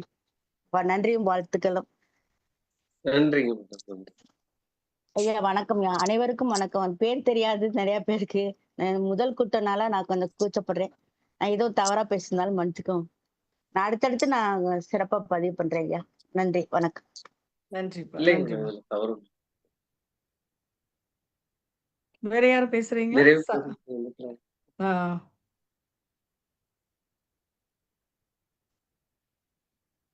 முடிச்சிடலாம். மேம் முடிச்சிடலாம்ல மேம்? ஆ. நிறைவு செய்யலாம். அவரு தோழர் ஏதாவது பேசுறாங்களா? நிறைவா இப்ப ஏதாவது பேச சொல்லுங்க. ரொம்ப இருந்து மகிழ்ச்சி, எனக்கு ரொம்ப மகிழ்ச்சி. இந்த கூட்டத்துல கலந்து கொண்டதன் மூலமாக இவர் புதுசாக ஒரு 4 நண்பர்கள் வந்து என்னை முதல்ல பார்த்தேன். நான் வந்து முதல்ல வந்து இந்த கூட்டத்தை இவர் கேட்கிறேன், இவர் வந்து மதிப்புரை சிறப்பா பண்ணாரு என்ற வார்த்தையெல்லாம் கேட்கும்போது மகிழ்ச்சியா இருக்கு. மக்கள் வரலாறு உண்மையிலேயே ஒரு மிகச்சிறந்த உழைப்பு. அப்புறம் வந்து இவங்க வந்து தமிழ்நாட்டில் மட்டும்தான் பயணம் பண்ணல, உலகம் முழுக்க பல அருங்காட்சியகங்களுக்கு, பல இடங்களுக்கு, முக்கியமான நகரங்களுக்கு எல்லாம் போய் அதையெல்லாம் வந்து தொடர்ந்து வெவ்வேறு புத்தகங்கள், அருங்காட்சியகங்களும் தனியாக புத்தகம், அது 2-3 பாகம் போட்டிருக்காங்க. இப்ப அவங்களுடைய பயணங்கள் எனக்கு ரொம்ப ஆச்சரியம் ஊட்டுது. அவர்களுக்கு என்னுடைய வாழ்த்துக்கள். இந்த கூட்டத்தில் அழைத்த தமிழ் மரபு அறக்கட்டளைக்கும் என்னுடைய நன்றி, வணக்கம். எனக்கு நன்றிங்க. தனிப்பட்ட நன்றி. வகையில வந்து தோழர் பிருந்தா சாரதி அவர்கள் வந்து எப்படி நான் பார்க்கிறேன்னாக்கா, நிறைய மனிதநேயம் மிக்க ஒரு மனிதர் அவர். அவருடைய கவிதை ஒன்று வந்து முதல்ல எனக்கு தெரியாமலே நான் வந்து அவருக்கு பிருந்தா சாரதினா நான் பெண் நினைச்சிட்டு நான் படத்தை பார்க்கல. நான் வந்து அவரோட கவிதையை வந்து நிறைய பேருக்கு ஷேர் பண்ணி விட்டேன். பொதுவாகவே கவிதை எனக்கு அந்த அளவுக்கு புரியாது எனக்கு. ஆனாலும் நான் வந்து அந்த கவிதையை வந்து பகிர்ந்துவிட்டேன். அது வந்து இந்த மகளிர் தினத்துக்கு நான் உங்கள்கிட்ட கேட்டிருந்தேன் தோழர், அந்த கவிதை தான். அது நான் வந்து எப்போதும் பகிர்வேன். அவ்வளவு அருமையா அந்த பெண்களுடைய பணியை பற்றி நிறைய வேலைகள் செய்துவிட்டு சோர்ந்து போற ஒரு பெண்ணை பற்றி எழுதியிருப்பார். அந்த கவிதை சிறப்பா இருக்கும். அதற்கு பிறகுதான் அவர் எனக்கு தெரிய ஆரம்பித்தது. அவர் ஒரு நூல் விமர்சனத்துக்கு நம்ம பேசணும், உங்களோட நூல் விமர்சனம் நினைக்கிற அந்த நிகழ்ச்சிக்கு. அப்போ அந்த அளவுக்கு மனித நேயத்தோட வந்து சமூகத்தை பார்க்கக்கூடியவர். அப்புறம் பேசும்போதெல்லாம் நிறைய வரலாற்று விஷயங்களையும் ஆர்வம் உள்ளவர். அதோட வந்து கடந்த ஆண்டு நம்ம வந்து நம்மளோட வெள்ளி விழா ஆண்டுல வந்து தமிழ்நாயகம் அடிகளுடைய ஆவணப்படத்தை தயாரிக்கணும்னு சொன்னபோது அதோட ஃபுல் டைரக்ஷனை வந்து எந்த கட்டணமும் இல்லாம தான் செய்து கொடுப்பதாக ஒத்துக்கொண்டு இதுவரைக்கும் அந்த பணியை வந்து அவர் சிறப்பாக செய்து கொண்டு வருகின்றார். அந்த படம் தயாரிப்பு, ஆவணப்பட தயாரிப்பு நடந்து கொண்டிருக்கிறது. அது ஏறக்குறைய முடிவுக்கு வந்து வருகின்ற சூழல்ல இருக்கின்றது. ஆக இப்படி நம்மோடு இணைந்து பணியாற்றிக் கொண்டிருக்கிற ஒரு இலக்கியவாதி, சமூக சிந்தனை கொண்டவர், கவிஞர், எழுத்தாளர். அவருடைய பார்வையோடு இந்த நூல் வந்து விமர்சனம் செய்ததில் எனக்கு ரொம்ப மகிழ்ச்சியாக இருக்கு. நன்றிங்க.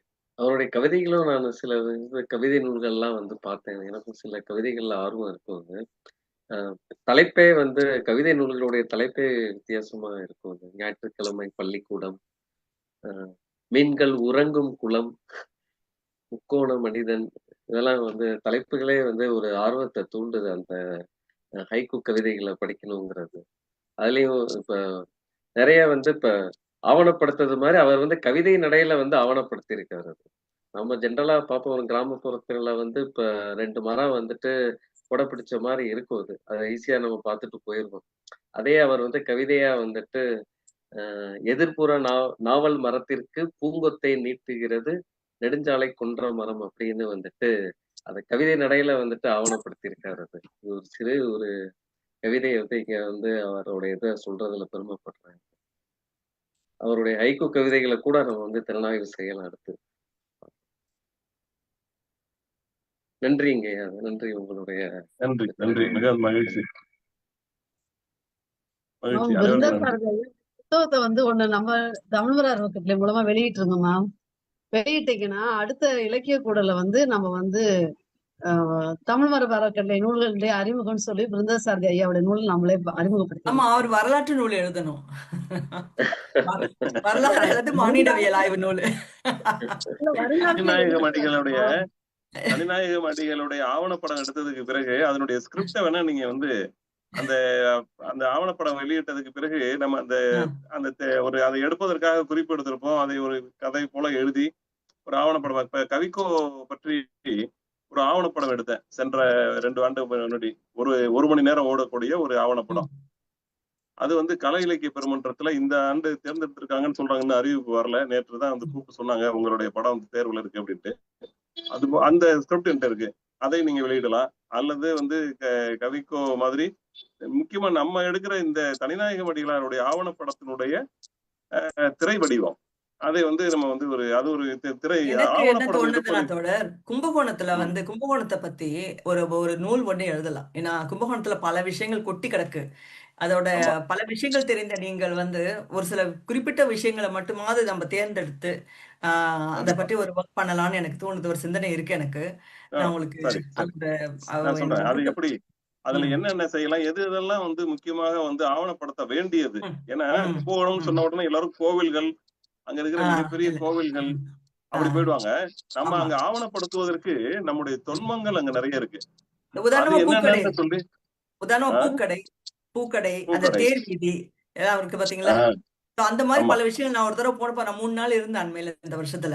சரி நான் நோட் சரி பண்ணி சரி வச்சேன் சில விஷயங்கள். அதை நம்ம நெக்ஸ்ட் டைம் வந்து பேசுவோம். பேசிட்டு அதை டிஸ்கஸ் அதை நம்ம ஆ, வந்து டிஸ்கஸ் பண்ணலாம். ஆமா அப்படி நம்ம ஒரு ஒரு டிஸ்கஸ் பண்ணி அதை ஒரு நூலாக கொண்டு வர ஒரு பணி ஒண்ணு செய்யலாம். கண்டிப்பா கண்டிப்பா கண்டிப்பா. ம். வணக்கம் வணக்கம் என் வணக்கம், பேசலாங்களா? பேசலாம் என் சொல்லுங்க. என் பெயர் சேகர், கும்பகோணத்தை சேர்ந்தவன். ஆஹா சகோதரி சுபாஷினியை நன்கறிவேன்.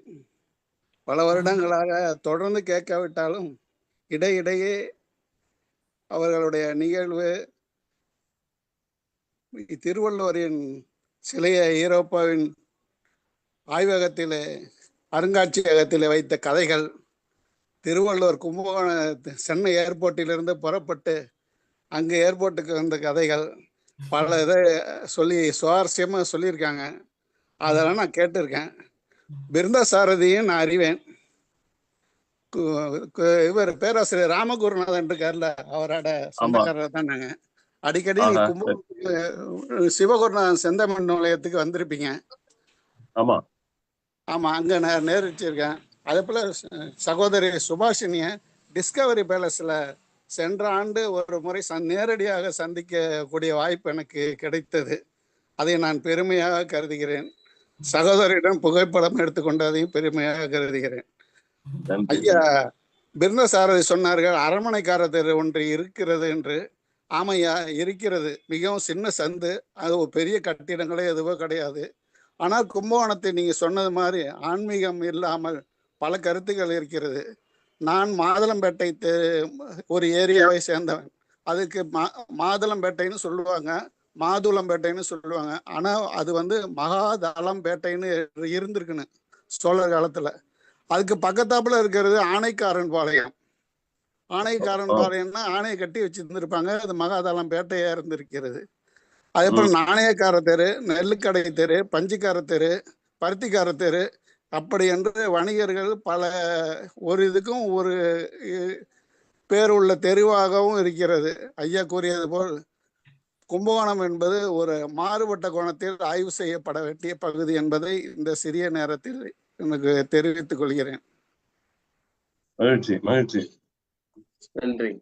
நன்றிங்க ஐயா, நன்றி. நிறைவு பகுதிக்கு வேற எதுவும் ஏற்புரை எதுவும் சொல்றது விரும்புறீங்களா? இல்ல மாதம் நிறைய பேசியாச்சு. ஆமா, நிறைய டிஸ்கஸ் பண்ணிட்டோம். இன்றைக்கு வந்து நான் வந்து ஒரு திரைப்படத்துறையை சேர்ந்தவன் என்பதனால் ஒரே ஒரு செய்தி. இன்றைக்கு வந்து இயக்குனர் பாக்யராஜ் அவர்கள் மறைந்து விட்டார். அது வந்து இன்றைக்கு காலையிலேயே நான் இந்த நிகழ்ச்சி இருக்கிற காரணத்தினால் இதனை முடிச்சுட்டு தான் போகணும். அங்க போவதற்காக நான் வந்து தயாரா இருக்கேன். இந்த நாள் வந்து பாக்யராஜ் மறைந்த நாள் என்பதை இது ஒரு ஆவணப்படுத்தி விட்டு நான் புறப்பட விரும்புகிறேன்.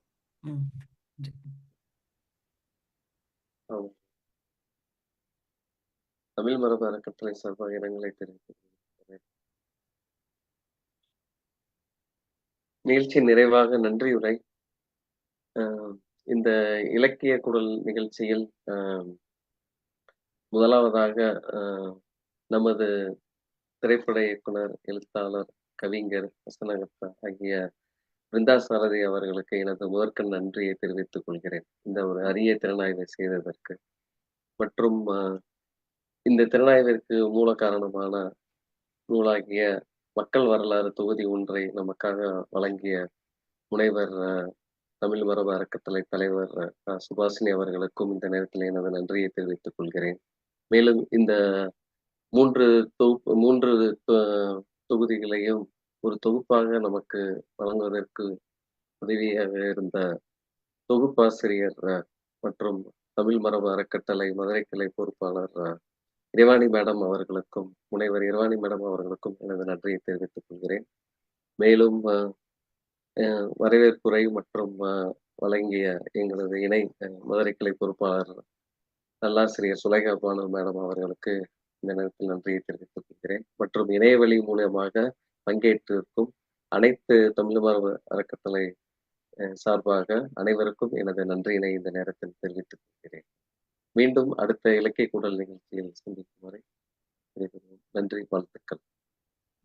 நன்றி அனைவருக்கும். வணக்கம்.